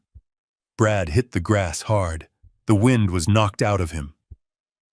"That is it," Miller said, walking around the corner. "Cuff him." "No," Brad wheezed, struggling against the deputy's weight. "No, wait. I am leaving. I am leaving. Get him off the property," Miller said. "If he comes back within 500 feet, arrest him for trespassing." The deputy hauled Brad to his feet. He shoved him toward his car. Brad stumbled. He looked like a madman. His clothes were stained with grass and sweat. His hair was wild. He reached his car. He fumbled with his keys. He dropped them in the gravel. He had to get down on his knees to find them. It was the ultimate humiliation. He found the keys. He stood up. He looked at Miller. "Tell Archie something for me," Brad said, his voice trembling with hate. "Tell him he didn't win. He thinks he is smart. He thinks he is a king. He is nothing. And I am going to prove it. I am going to find out where he stole that money from, and I am going to send him to prison." "Goodbye, Mr. Sterling," Miller said. Brad got into his car. He slammed the door. He revved the engine. He peeled out of the driveway, spraying gravel everywhere. He almost hit one of the police cruisers on his way out. He drove down the street, his heart pounding, his vision blurred with tears of rage. He had nowhere to go. His credit cards were dead. His office was a crime scene. His wife was gone. But as he drove, a new thought formed in his mind. A thought that was twisted and desperate and perfect. The gala. The State Entrepreneur Gala was tonight. Everyone would be there. The press, the investors, the power players. Archie had humiliated him in private. Archie had humiliated him at the bank. Brad wiped his eyes. He smiled, a rictus of pure malice. He was going to go to the gala.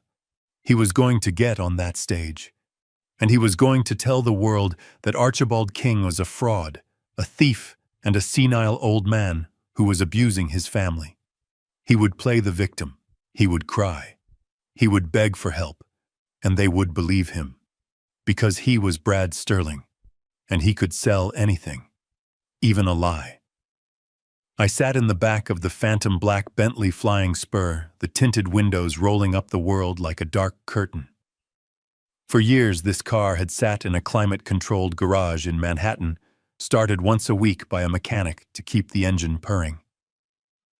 I hadn't ridden in it since the day I walked away from the boardroom. Driving the Ford truck had been part of my penance, part of my disguise. But today, the disguise was burning. I had sent Caroline ahead in a town car I hired.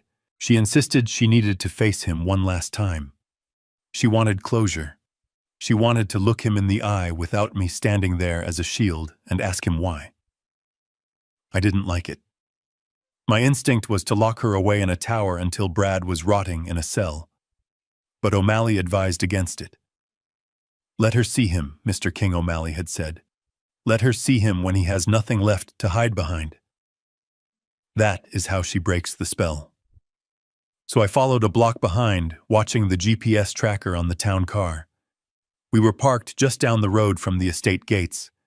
Through the windshield, I saw the scene unfolding on the sidewalk. It was pathetic. It was tragic. And it was necessary. The sheriff's deputies had dumped Brad's hastily packed suitcases on the curb, outside the wrought iron gates. They were piled haphazardly expensive leather bags, sitting in the dirt, next to a fire hydrant. Brad was standing there pacing, like a caged tiger. He had taken off his jacket. His shirt was soaked with sweat. He was kicking at his own luggage, screaming into his phone, probably leaving voicemails for lawyers who wouldn't call him back. Caroline got out of the town car. She walked toward him slowly. She looked fragile in the afternoon light, her arms wrapped around herself as if she were cold. I tapped the partition. "Pull up closer, Henry, but keep the windows up."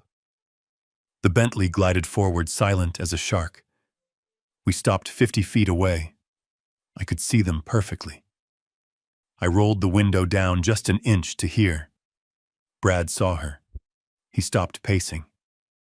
For a second, I saw relief wash over his face. He thought she was there to save him. He thought she had brought the checkbook, the apology, the way back in. "Caroline, baby," he shouted, spreading his arms. "Thank God. You came back. I knew you would come back. Look at this. Look at what your father did to me. He humiliated me. He threw me out like trash." He tried to hug her. Caroline took a step back. She held up a hand. "Don't touch me, Brad," she said. Her voice was shaking, but it was audible. Brad stopped. His face hardened. "What is this? Are you still mad about the bank?" "That was a misunderstanding, Caroline. I was trying to protect the assets." "You stole from him," Caroline said. "You stole $50,000. "It was a loan," Brad snapped, waving his hand dismissively. "I told you. It doesn't matter. It is peanuts. When I get the lawsuit settlement, I will pay him back double. But right now we need to focus on us. We need to get a hotel. We need to strategize. Get your bags. Let's go." He reached for her arm again, assuming she would obey, assuming the old programming would kick in. "Where did it go, Brad?" Caroline asked. She didn't move. Brad froze. "What?" "The $50,000. Where did it go?" "You said you spent it on the business. But O'Malley showed me the records. The business accounts are empty. You haven't paid vendors in months. So where is my father's money?" Brad looked away. He ran a hand through his messy hair. It went to overhead. "Operating costs." "You don't understand business, Caroline. It is complicated."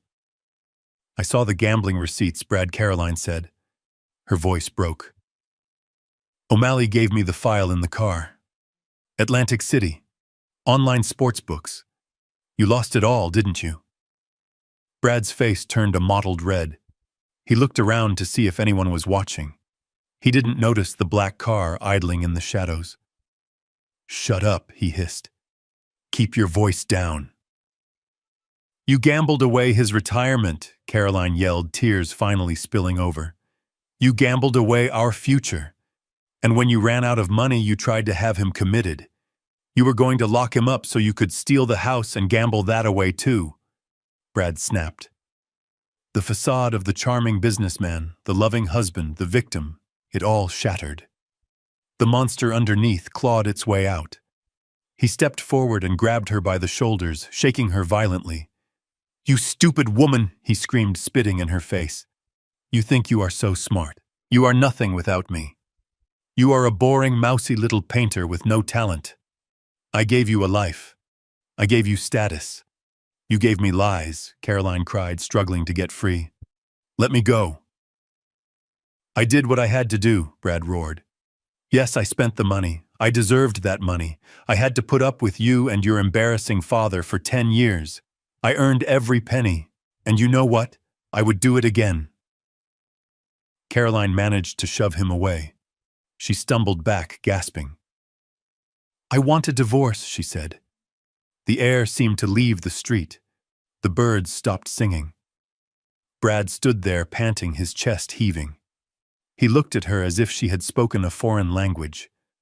"A divorce," he repeated quietly. "Yes," Caroline said, straightening her spine. "I am done." Brad laughed. It was a dry, soulless sound. "You can't divorce me. You don't have the guts. Who is going to take care of you?" "Your daddy.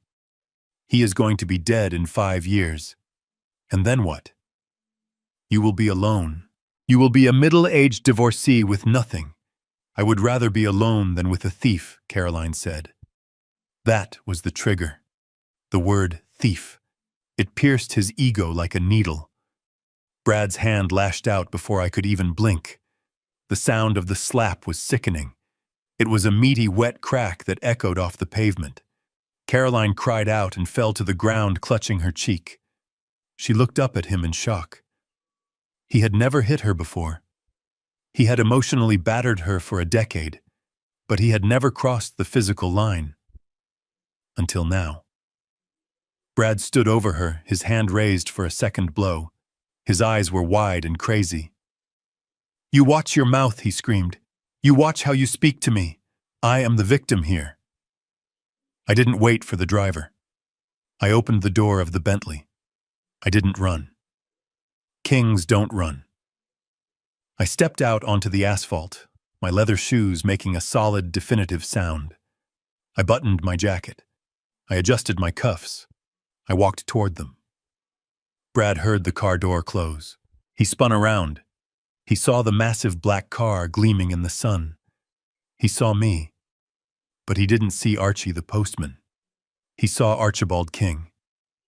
I was wearing a charcoal gray 3-piece suit that cost $5,000. My tie was silk. My posture was straight.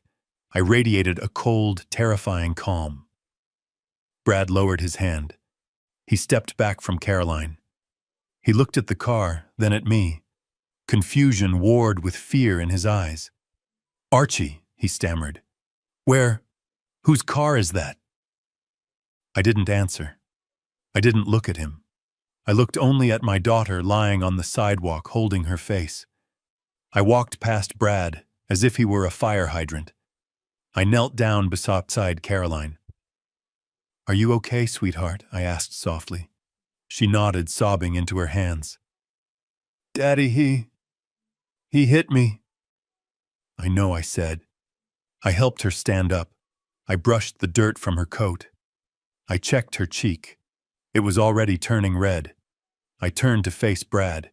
He was backing away, holding his hands up. "Now, Archie, listen," he babbled, sweat pouring down his face. "She was hysterical. I didn't mean to. It was a reflex. We are both under a lot of stress." I looked at him. I looked at the man I had tried to help, the man I had welcomed into my family. I felt a cold detachment. He wasn't a person anymore. He was a problem, and I was the solution. I reached into my inside pocket. Brad flinched, thinking I was reaching for a weapon. In a way, I was. I pulled out a silk handkerchief. I handed it to Caroline. Then I looked at Brad. I didn't shout. I didn't scream. I spoke with the quiet authority of a man who could buy and sell Brad's entire existence before lunch. "You touched her," I said. Brad swallowed hard. "Archie, please. Let's talk about this." "I can explain." There is nothing to explain, I said. I turned back to the Bentley. Henry the driver was standing by the open rear door waiting. I gestured to the car. Caroline, I said. She looked at the car.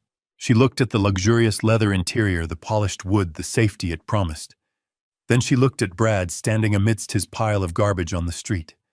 She looked at the man who had promised to love and cherish her. She saw him for what he was, a small, violent man with nothing left to offer but pain.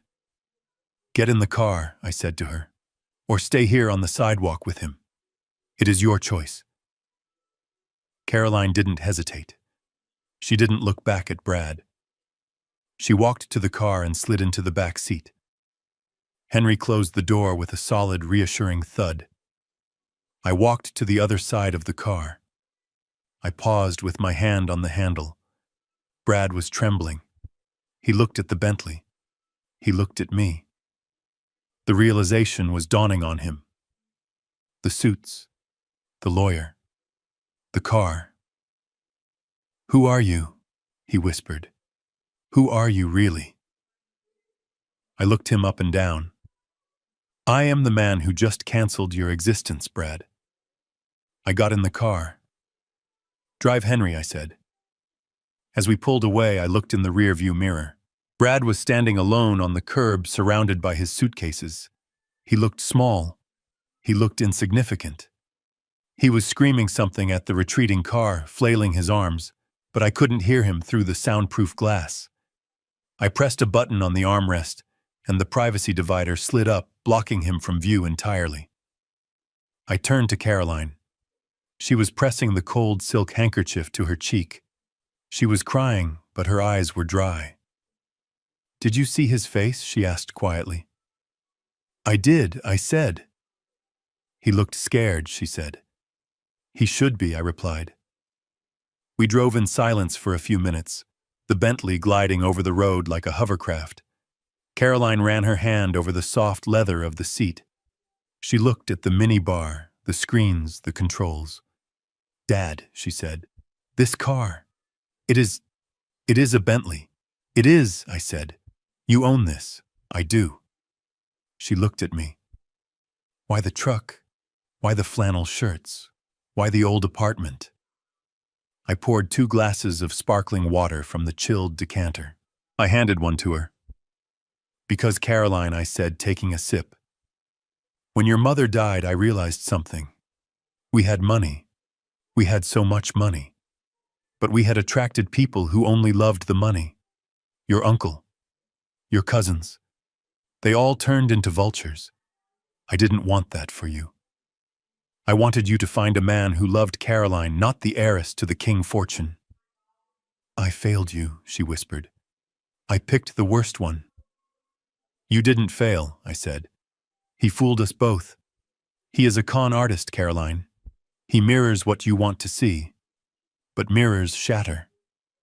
She took a sip of the water. Her hand was steadying. What happens now? She asked. Now, I said, checking my watch. Now we go to the city. I have a suite at the Pierre. You are going to take a hot bath. You are going to order room service. And you are going to sleep in a bed that doesn't belong to him. And Brad? She asked. I looked out the window. The sun was setting, casting long shadows across the highway. Brad has an appointment, I said. An appointment. With reality, I said. And reality is a very harsh mistress. I picked up the secure phone in the armrest. I dialed O'Malley. He is on the street, I said. Good, O'Malley replied. Phase 3 is ready. The gala starts in 2 hours. He will be there, I said. He is desperate. He thinks he can spin this. He thinks he can find a new mark. We are ready for him, O'Malley said. The police are briefed. The forensic accountants have finished the report. The stage is set. Excellent, I said. I will see you there.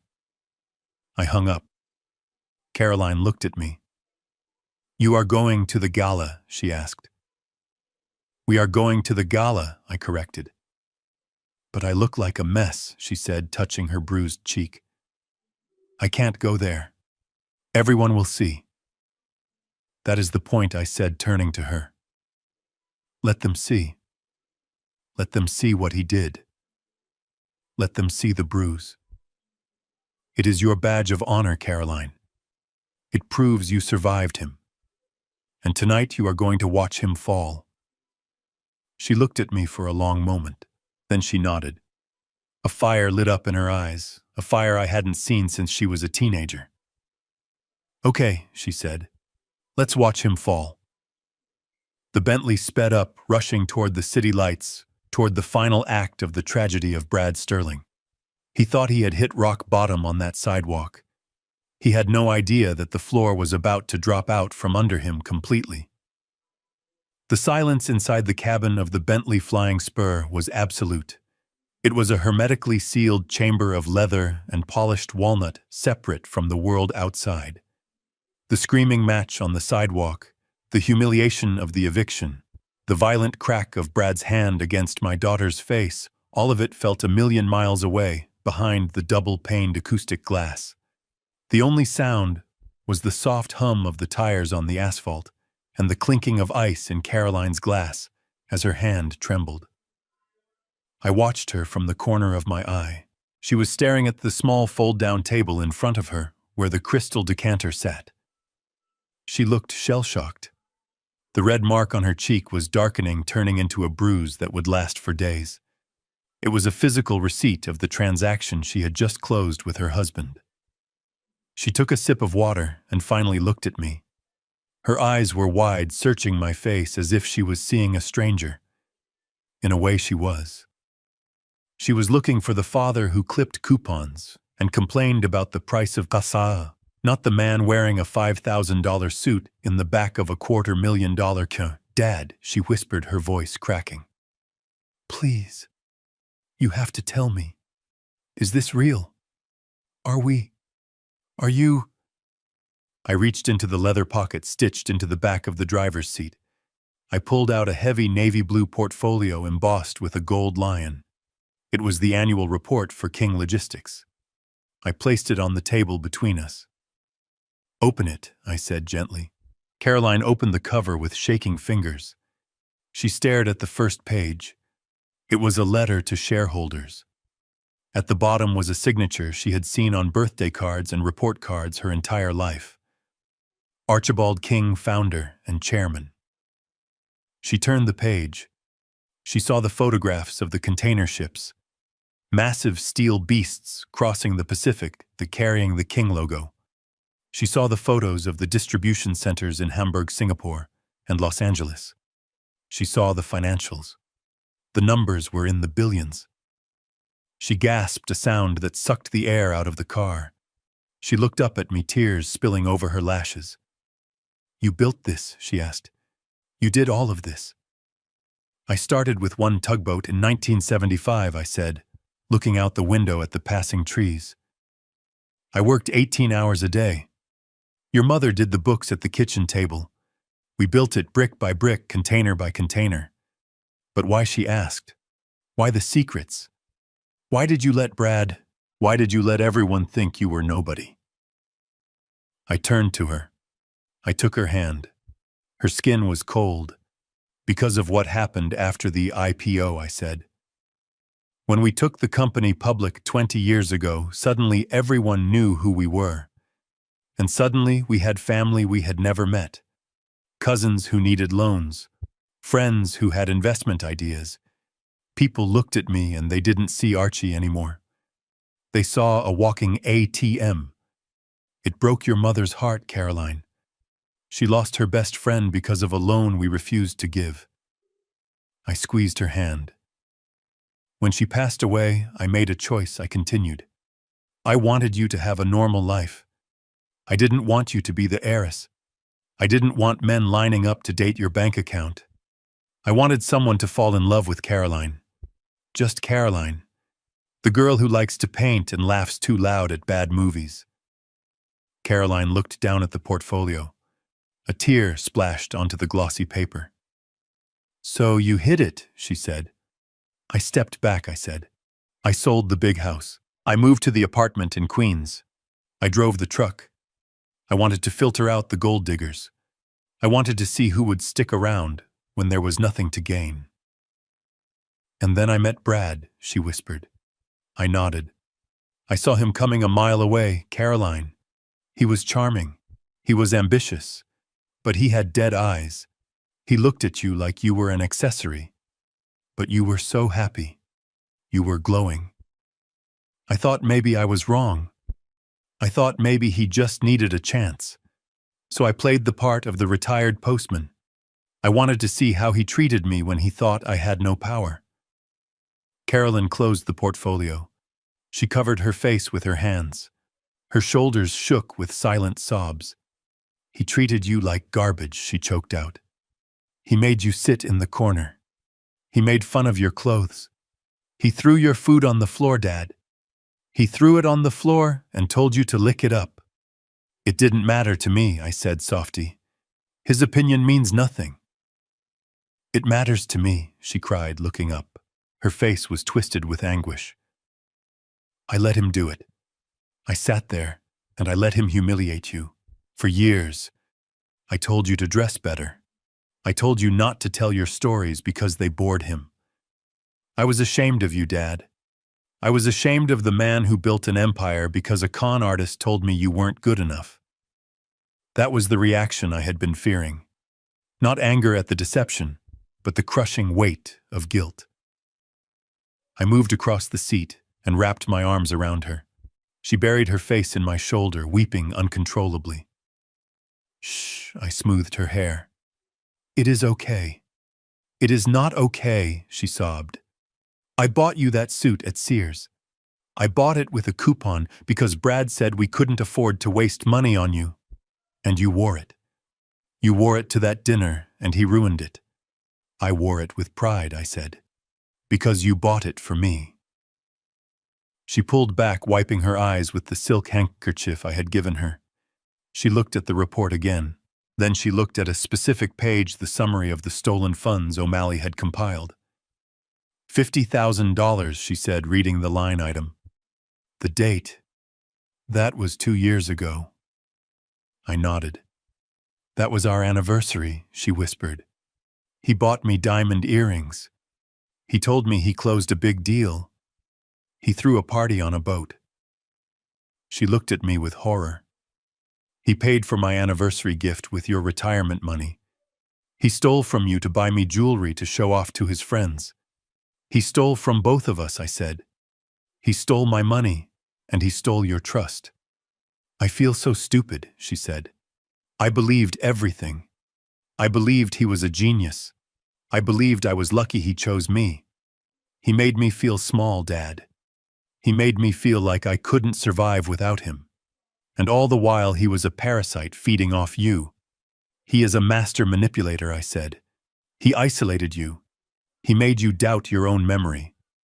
That is what predators do. But you broke free today. You stood up to him. I only stood up because you were there, she said. Because O'Malley was there. If I had been alone, if you had been alone, you would have figured it out. Eventually, I said firmly, you are my daughter. You have king blood. It takes a while to boil, but when it does, it burns everything down. She looked out the window. We were crossing the bridge into Manhattan now. The city skyline was glittering in the twilight, a landscape of steel and glass that I had helped shape. I don't care about the money, she said quietly. I really don't. I would be happy living in your apartment in Queens. I hate that he made you suffer. I hate that he made me complicit in your suffering. I didn't suffer, Caroline, I said, taking her chin and making her look at me. I was watching. I was waiting. And I was preparing for today. Every insult he threw at me was just another line in his indictment. Every dollar he stole was another nail in his coffin. I wasn't a victim. I was a hunter waiting for the trap to snap shut. She managed a weak smile. You really are terrifying, aren't you? Only to the bad guys, I said. The car slowed down, turning onto Fifth Avenue. The Pierre Hotel loomed ahead, its awning bathed in golden light. "What happens now?" she asked. "Now we get ready," I said. "Brad is going to the gala tonight. He thinks he can spin this. He thinks he can find a new victim. He is going to get on that stage and lie to the entire city. And we are going to stop him," she asked. "No," I said, a cold smile touching my lips.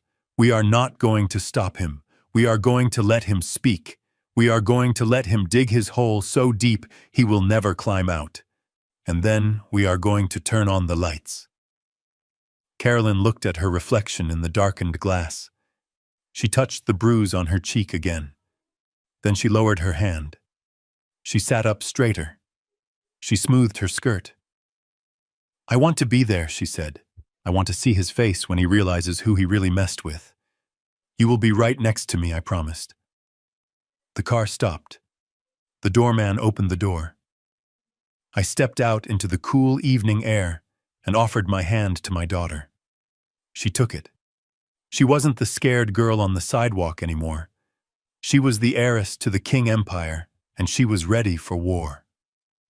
The grand ballroom was a shark tank filled with the smell of expensive perfume and predatory ambition.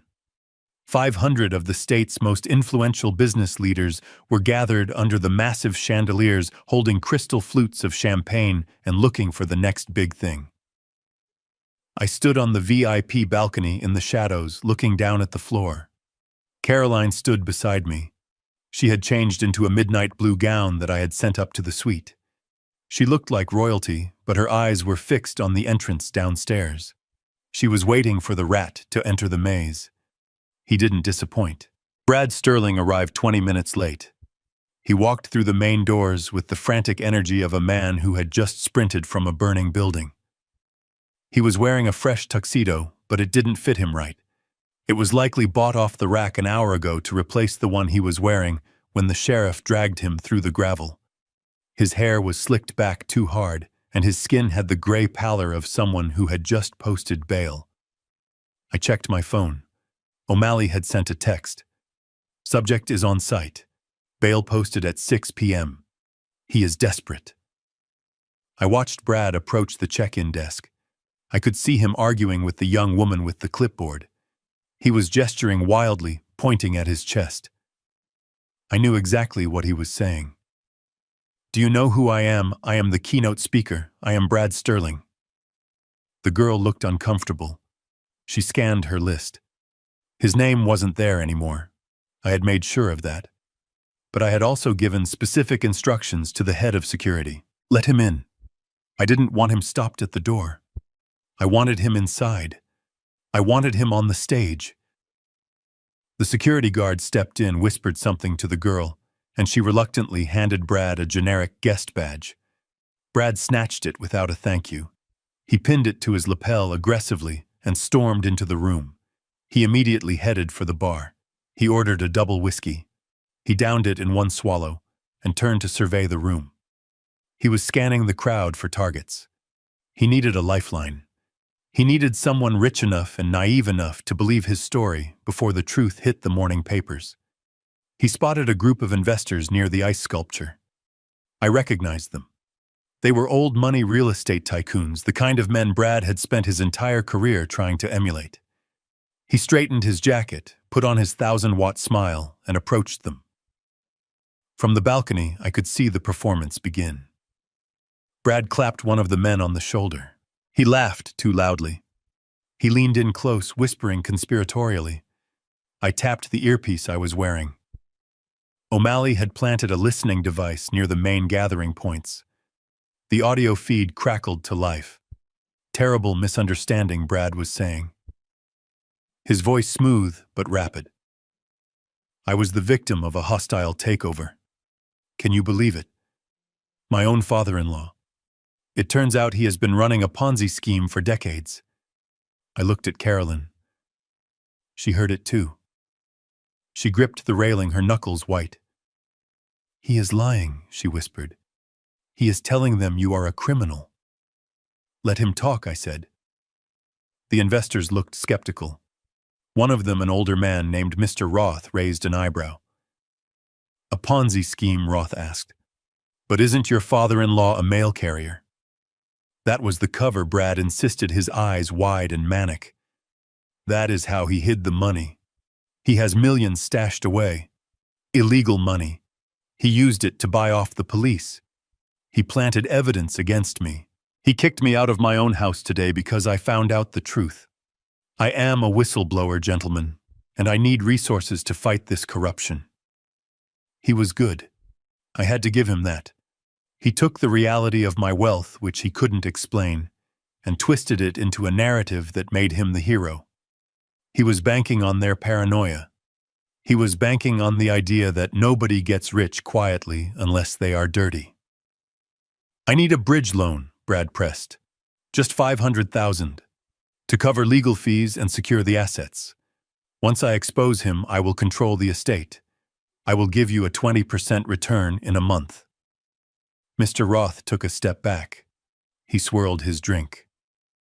Brad, you smell like a jail cell, he said bluntly. And word on the street is your checks are bouncing all over town. I think we will pass. The group turned their backs on him. It was the ultimate social death sentence. Brad stood there alone in the middle of the crowd. His smile faltered. He looked around wildly. He tried another group. They ignored him. He tried to grab the arm of a tech CEO who pulled away with a look of disgust. The walls were closing in. He realized that the whispers had started. People were looking at him, but not with admiration. They were looking at him like he was a contagion. He retreated to the bar. He ordered another drink. His hands were shaking so badly, he spilled some on his shirt. He looked at the stage at the front of the room. The podium was empty, waiting for the opening remarks. A microphone stood there, gleaming in the spotlight. I saw the idea form in his mind. It was the same look he had when he decided to rob my retirement account. It was the look of a man who thinks he can talk his way out of gravity. He slammed his glass down. He adjusted his tie. He wasn't going to beg anymore. He was going to demand. He was going to hijack the event. He believed that if he could just get on that stage, if he could just harness the power of the microphone, he could sway the room. He could turn the mob against me. He started walking toward the stage. He moved with a manic determination, shoving past waiters and guests. "He is going for the mic," Caroline said, her breath hitching. "I know," I said. "Should we stop him?" "No," I said, signaling to the technician in the booth behind us. "Cut the house music. Give him the floor." The soft jazz music died away. The room fell silent. The guests turned toward the front, confused. Brad climbed the stairs to the stage. He tripped on the last step but caught himself. He rushed to the podium. He grabbed the microphone with both hands like it was a life preserver in a storm. Feedback squealed through the speakers. The crowd winced. "Excuse me," Brad shouted, his voice booming and distorted. "Excuse me, everyone. I need your attention." He looked out at the sea of faces. He was sweating profusely under the stage lights. He looked deranged, but he also looked dangerous. "You all know me," he yelled. "I am Brad Sterling. I was supposed to be your keynote speaker tonight. I was supposed to be on the cover of the magazine." But I was silenced. I was removed. Because I know the truth. The crowd murmured. Security guards started to move toward the stage, but I held up a hand from the balcony, stopping them. "I am a victim," Brad screamed, pointing a finger at the camera crew that was live streaming the event to the entire state. "I am the victim of a massive fraud orchestrated by a man you all think is a nobody. My father-in-law, Archibald King. He is a predator. He is a criminal. He destroyed my business. He stole my home. He turned my wife against me." Caroline flinched as he said her name. I put a hand on her back. "He thinks he can buy you all," Brad continued, his voice rising to a fever pitch. "He thinks he can buy justice. But I am still standing. I am here to ask for your help. I am asking for a partner who believes in truth, who believes in fighting the corrupt elites." He was panting now, his eyes wild. Invest in me, he pleaded, changing his tone to a desperate beg. Invest in justice. Help me take him down and we will all be rich. I promise you. I am the future of this industry. He stopped waiting for applause, waiting for someone to stand up and shout their support. Instead, the lights in the ballroom suddenly went black. Brad gasped. The room plunged into darkness. A murmur of confusion rippled through the crowd. Then a single spotlight snapped on. It didn't hit Brad, it hit the massive screen behind him. The screen flickered to life. The logo Brad had projected there earlier, the Sterling Development logo, dissolved into static. In its place, a new image appeared. It was high definition, crisp and gold. It was a lion roaring inside a shield. Below it were the words that ran the global supply chain. King Logistics. A deep voice boomed over the PA system, silencing the room instantly. Ladies and gentlemen, please welcome your host for the evening, the diamond sponsor, and the founder of King Logistics. The spotlight swung up to the balcony. It blinded me for a second. I stepped forward into the light. I felt Caroline step up beside me. I looked down at the stage. Brad was shielding his eyes, looking up into the glare. He looked like a bug under a magnifying glass. Mr. Archibald King. The room erupted.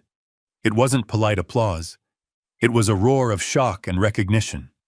Every person in that room knew the name King Logistics. They just didn't know the face. Until now.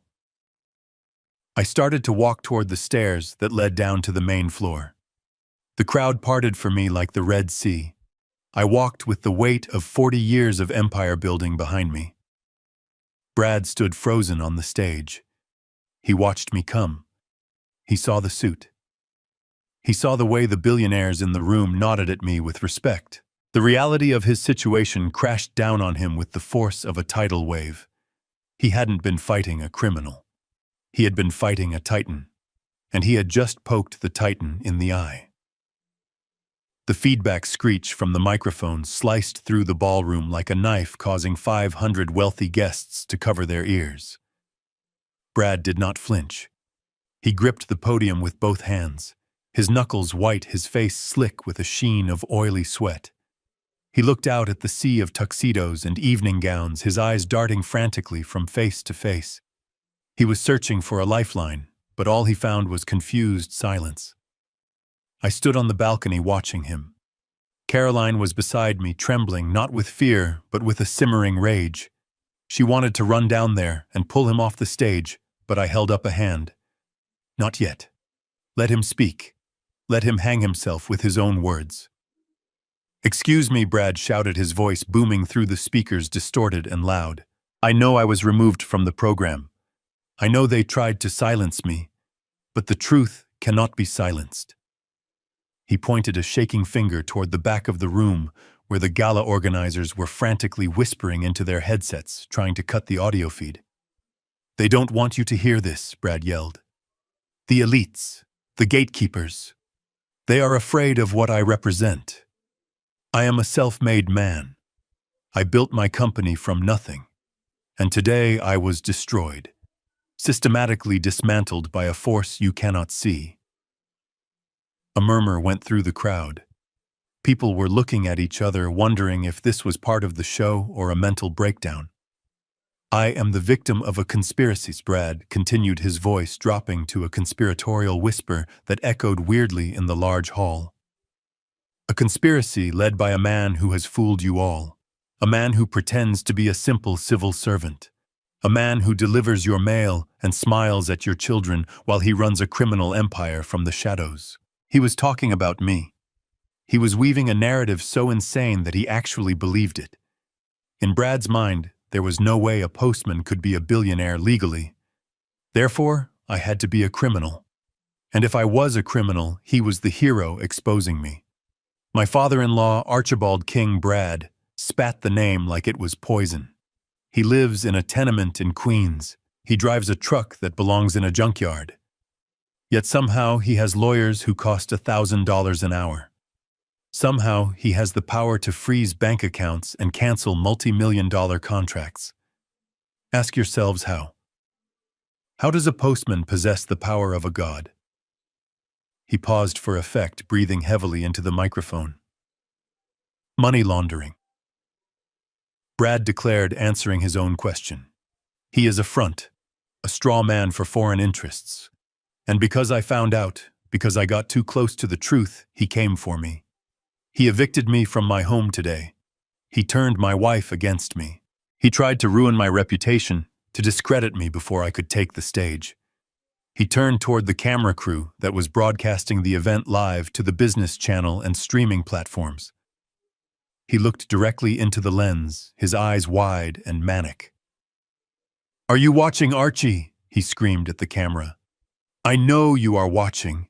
You think you have won. You think because you took my house and my money that I will crawl away. But I am Brad Sterling. I am a fighter." He turned back to the audience, spreading his arms wide. "I am here to offer you an opportunity, gentlemen. I am offering you a chance to stand on the right side of history. My assets are temporarily frozen by corrupt legal maneuvers. My project Sterling Heights is ready to break ground. It is a gold mine. I need a partner. I need a war chest to fight this corruption." He started pointing at specific people in the front row. Men he knew, men he had pestered for loans before. "Mr. Roth, invest in me.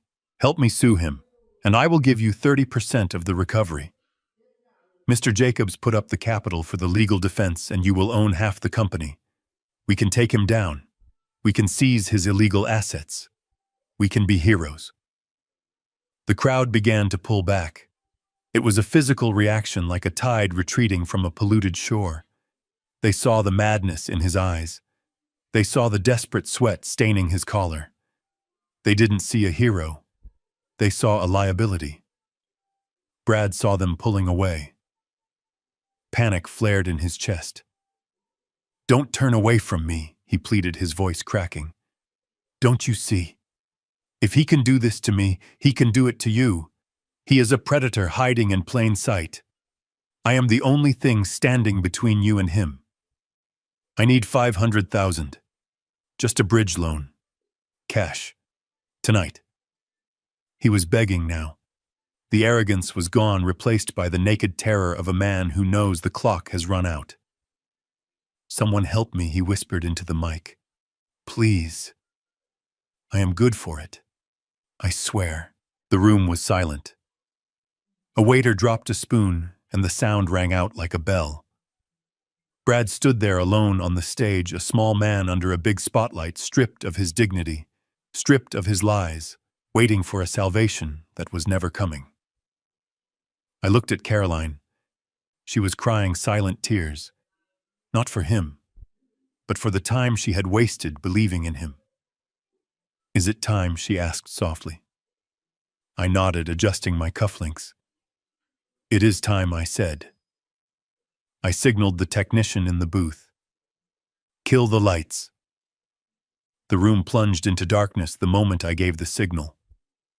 Brad stopped mid-scream, his mouth hanging open like a fish gasping for air.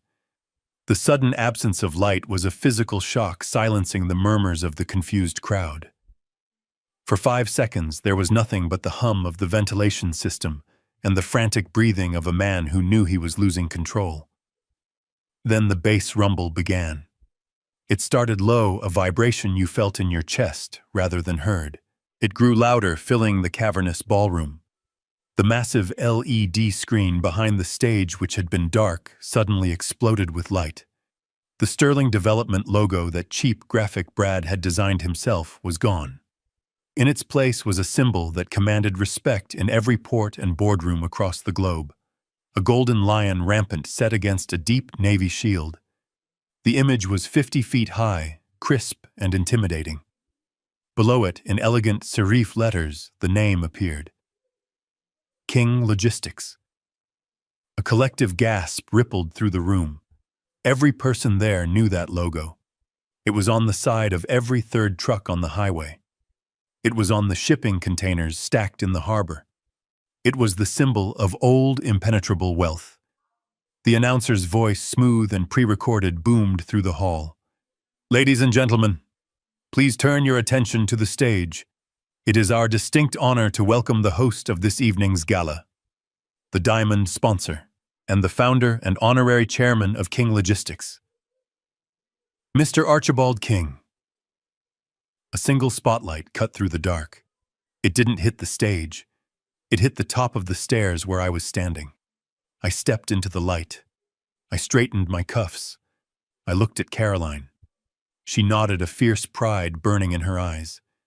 She squeezed my hand once, then let go. This was my walk. I began to descend. I didn't rush. I walked with the slow, deliberate pace of a man who owns the building, the land, and the time itself. I could feel 500 pairs of eyes locked on me. I saw Mr. Roth in the front row drop his glass. It shattered on the floor, but he didn't even look down. He was staring at me. He was staring at the postman he had ignored for years, realizing he was looking at a titan. Brad stood frozen on the stage. He was blinking rapidly, trying to process what was happening. He looked at the screen. He looked at me. He looked at the screen again. The cognitive dissonance was breaking him. His brain couldn't reconcile the old man in the flannel shirt with the billionaire walking down the stairs. Archie, he whispered. The microphone caught it, amplifying his confusion to the entire room. I walked up the stairs to the stage. My footsteps were heavy and rhythmic on the wood. I stopped 3 feet away from him. I could smell his fear. It smelled like sour sweat and cheap whiskey. I reached out my hand. I didn't say a word. I just waited. Brad looked at the microphone in his hand. He looked at me. He looked like a child caught holding a stolen toy. His hand shook violently as he handed it to me. I took it. I adjusted the stand. I looked out at the audience. The silence was absolute. Good evening, everyone, I said. My voice was calm, level. I apologize for the theatrical interruption, and I apologize for the entertainment you have just endured.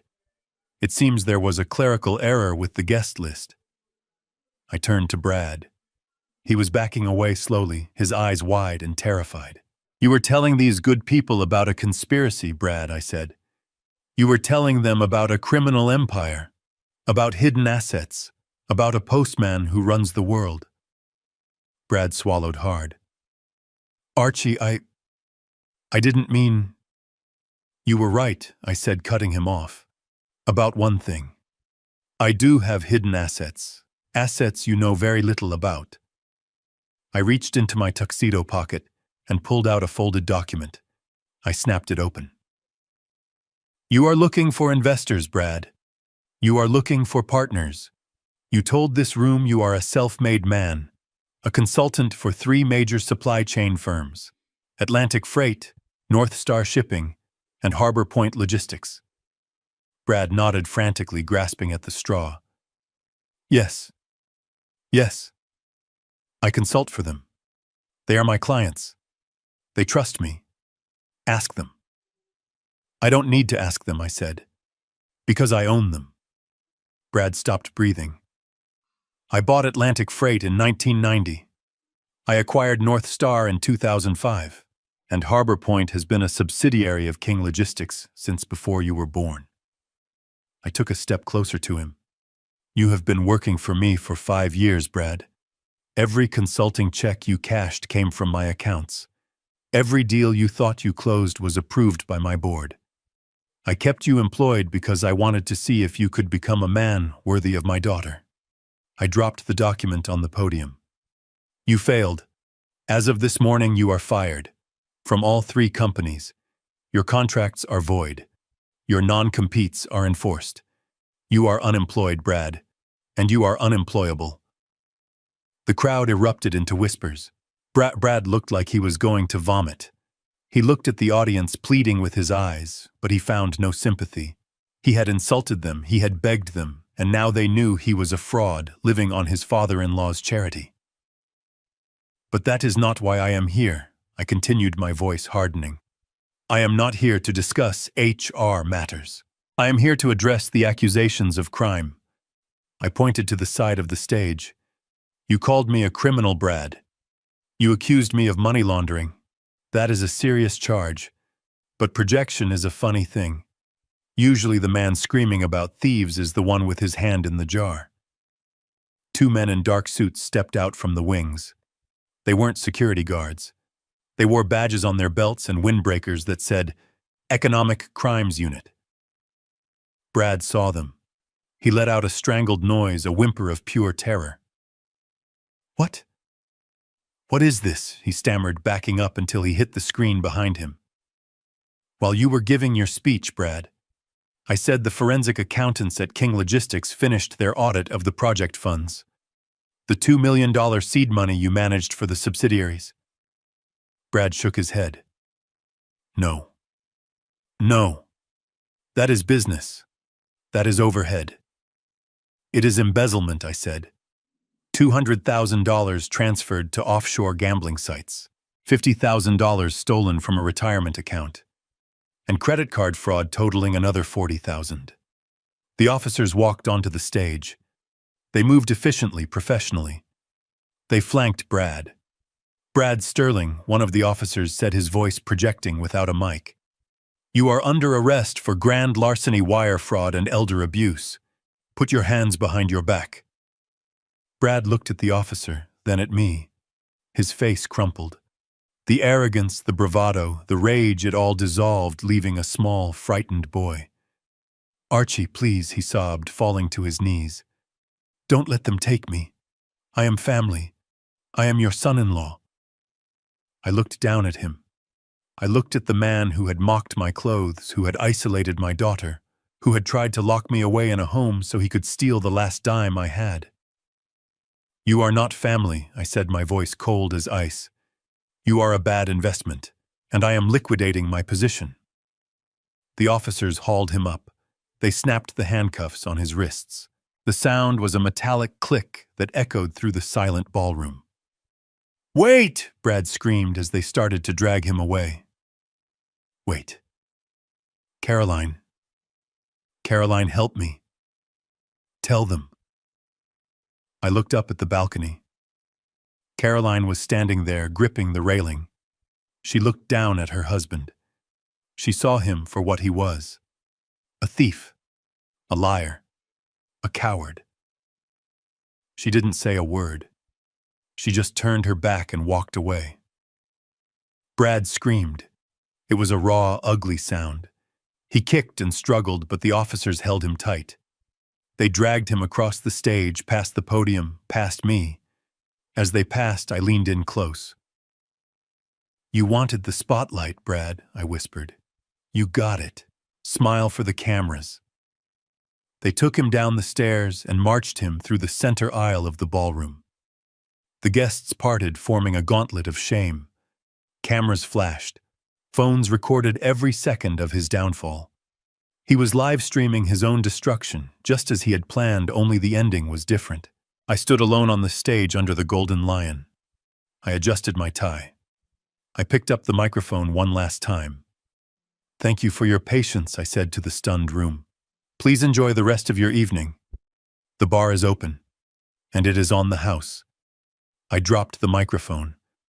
I walked off the stage into the shadows, leaving the applause behind me. It was over. The king had returned, and the pretender was in chains. The county jail was a stark contrast to the velvet ropes and champagne of the gala. It smelled of bleach and despair. Brad sat in the holding cell wearing an orange jumpsuit that was 3 sizes too big. His tuxedo had been bagged and tagged, evidence of a life he no longer owned. He looked small. He looked broken. But even in the cage, the arrogance hadn't completely died. It was just hiding behind the panic. He was allowed one phone call. He didn't call a lawyer. He knew he couldn't afford one anymore. He didn't call his parents. He was too ashamed. He called the only person he thought still had a conscience. He called me. I was sitting in my study at the penthouse of the Pierre. The morning sun was streaming in over Central Park. I had a cup of coffee in one hand and the morning paper in the other. The headline was bold and satisfying. Fall of a fraud developer arrested at Gala. The phone on my desk buzzed. The caller ID said Corrections Department. I let it ring 3 times. Let him sweat. Let him think I wasn't going to answer. Then I picked up. "Hello," I said. Archie Brad's voice was a desperate rasp. "Archie, thank God. You have to help me. It is a nightmare in here. They put me in with criminals." "You are a criminal, Brad," I said, sipping my coffee. "You fit right in." No, listen. It was a mistake. The accounting errors. I can explain. My lawyer says if I make restitution, if I pay it back, they might drop the charges. But I need bail. The judge set it at $1 million. Flight risk, he said. Can you believe that? Believe. I can, I said. You ran from the bank. You ran from your house. You run from everything, Brad. Please, Archie, Brad begged. Just post the bail. I will sign whatever you want. I will sign over the company. I will leave the state. I just need to get out of here. I can't breathe in here. I leaned back in my chair. I looked at the photo on my desk. It was a picture of Caroline smiling on a boat years ago before she met him. She was smiling like that again this morning when she left to go look at apartments. Real apartments, not stage sets for a con man's ego. You want me to bail you out? I asked. Yes, Brad sobbed. Yes, please. We are family, Archie. I am your son-in-law. I thought about the dinner. I thought about the plate crashing to the floor. I thought about the way he looked at me with such pure, unadulterated contempt. He didn't want my help because he respected me. He wanted it because he still thought I was weak. He still thought he could manipulate the nice old postman. You want my help, I repeated. Yes, anything. Name your price. I remembered his words. They were burned into my memory. If you want dinner, lick it off the floor. It was the moment the mask fell. It was the moment he showed me his soul. I have a price, Brad, I said. What is it? He asked, hopeful. I will do it. Do you remember what you told me, Brad? At the dinner, when you knocked my food on the ground. There was a silence on the line. He remembered. Of course he remembered. I was drunk, Archie. I didn't mean it. You meant every word I said. You wanted me on my knees. You wanted me to degrade myself for your amusement. I am sorry, he whispered. I am sure you are, I said. But apologies don't pay bail. You want out of that cell. You want my money. Yes. Then here is my price, Brad. I leaned into the phone, my voice cold and final. You want bail. Lick it off the floor. I hung up the phone. I didn't slam it. I just placed it gently back on the cradle. The silence in the room was beautiful. It was the sound of a debt being paid in full. The circle was closed. He was exactly where he belonged. And I was exactly where I was supposed to be. Free. The salt air of the New York harbor tasted different than the air in the Hamptons. It was sharper, cleaner. It smelled of diesel and steel and hard work. It smelled like home. I stood at the end of Pier 17, the wind whipping my flannel shirt around my waist. I was wearing my old Red Wing boots, the ones with the scuff marks on the toes, but nobody here looked at me with disdain. The longshoremen nodded as they walked past. The engineers paused to shake my hand. They didn't see a retired postman. They saw the man who signed their paychecks and knew the name of every bolt in the hull of the ship towering above us. 6 months had passed since the night the lights went out at the pier. 6 months since the gavel fell on Brad Sterling's freedom. The silence that followed the chaos had been deafening at first, but slowly it had been filled with new sounds. The sound of honest laughter. The sound of plans being made, not schemes being hatched. I looked up at the massive vessel sitting in the dry dock. It was a Neo-Panamax container ship, one of the largest in the world. It was painted the signature navy blue of King Logistics. The letters on the bow were covered by a white canvas tarp waiting for the christening. "Ready, Dad?" a voice asked beside me. I turned to look at Caroline. She was wearing a hard hat and a high-visibility vest over her cashmere sweater. She held a bottle of vintage champagne in her hands, not to drink, but to break. She looked different. The shadows under her eyes were gone. The nervous tick of checking her phone every 2 minutes had vanished. She stood taller. "I was born ready," I said, smiling. "But this is your show." She took a deep breath. She looked at the ship, then back at me. "I still can't believe you named it after me," she said. "The Caroline K," I said, testing the name on the wind. "It has a nice ring to it. Much better than the Brad." She laughed. It was a full, throaty laugh that made the crane operators smile. "Brad," she said, shaking her head. "I got a letter from him yesterday. From the penitentiary." I stiffened. "What did he want?" "The usual," she said, shrugging. "He found God. He is writing a memoir. He wanted to know if the King Foundation would fund his legal appeal." "And what did you do?" I asked, watching her carefully.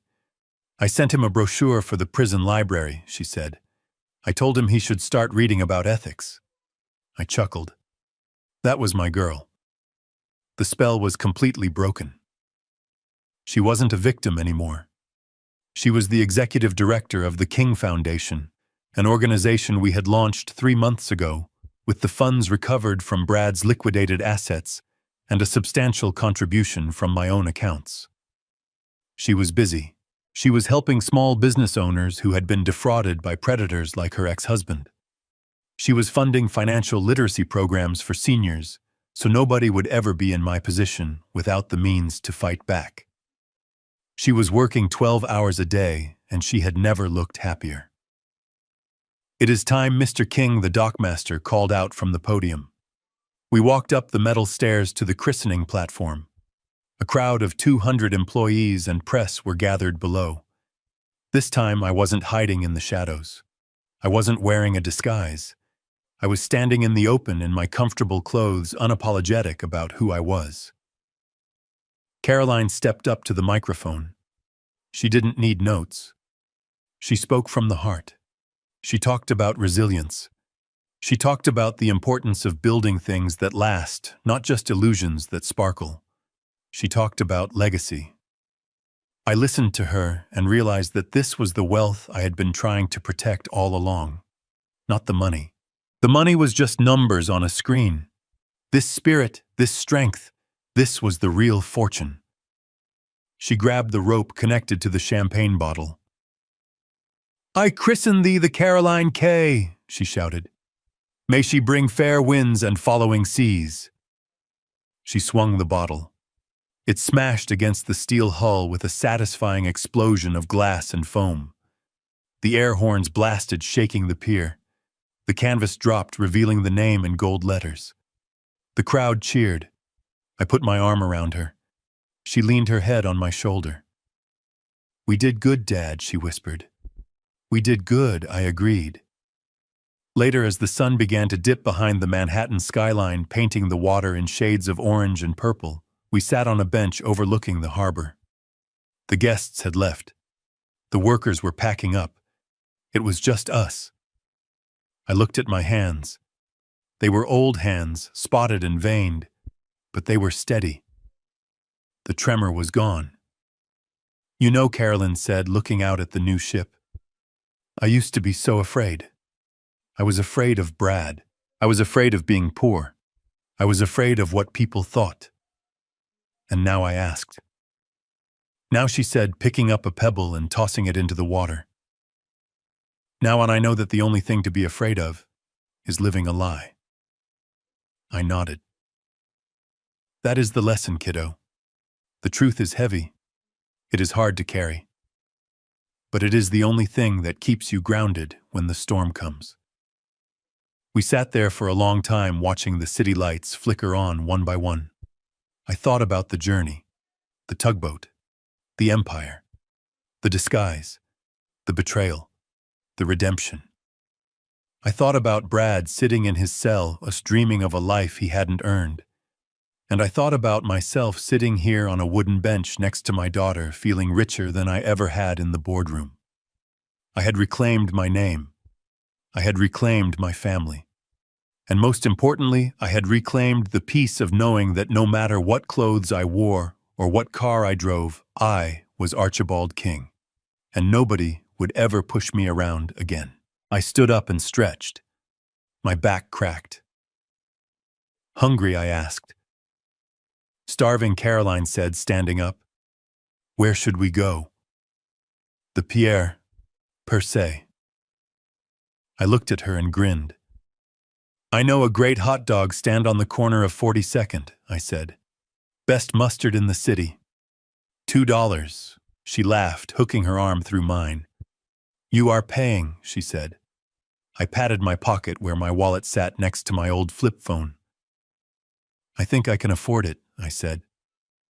We walked away from the water, leaving the ships and the empire behind us, heading into the city lights. Just a father and daughter going for dinner. No pretense, no secrets. Just the truth. My name is Archibald King. I am 70 years old. I have been a billionaire, and I have been a postman. I have been humiliated, and I have been vindicated. But tonight I am just a man walking with his daughter, and that is the only title that matters. Thank you for listening to my story. If you enjoyed it, please leave a like and subscribe to the channel. Let me know in the comments what you would have done in my place. Would you have forgiven them? Would you have done it differently? I read every comment. Until next time, remember, the truth always wins. Stay strong. If there is one thing I want you to take away from my story, it is this: never confuse silence with weakness. Brad thought he could walk all over me because I didn't flash my wealth. He learned the hard way that the loudest person in the room is usually the most insecure. True power doesn't need to scream. It just needs to wait for the right moment. Don't let anyone make you feel small just because you choose to live simply. Your worth is defined by your actions, your integrity, and how you treat people when you think no one is watching. Stay true to yourself and let the truth be your shield. If you enjoyed seeing justice served, please hit that like button and subscribe to the channel for more stories of truth and redemption. Let me know in the comments. Have you ever had to hide who you really were to see someone's true colors? I'll be reading your stories.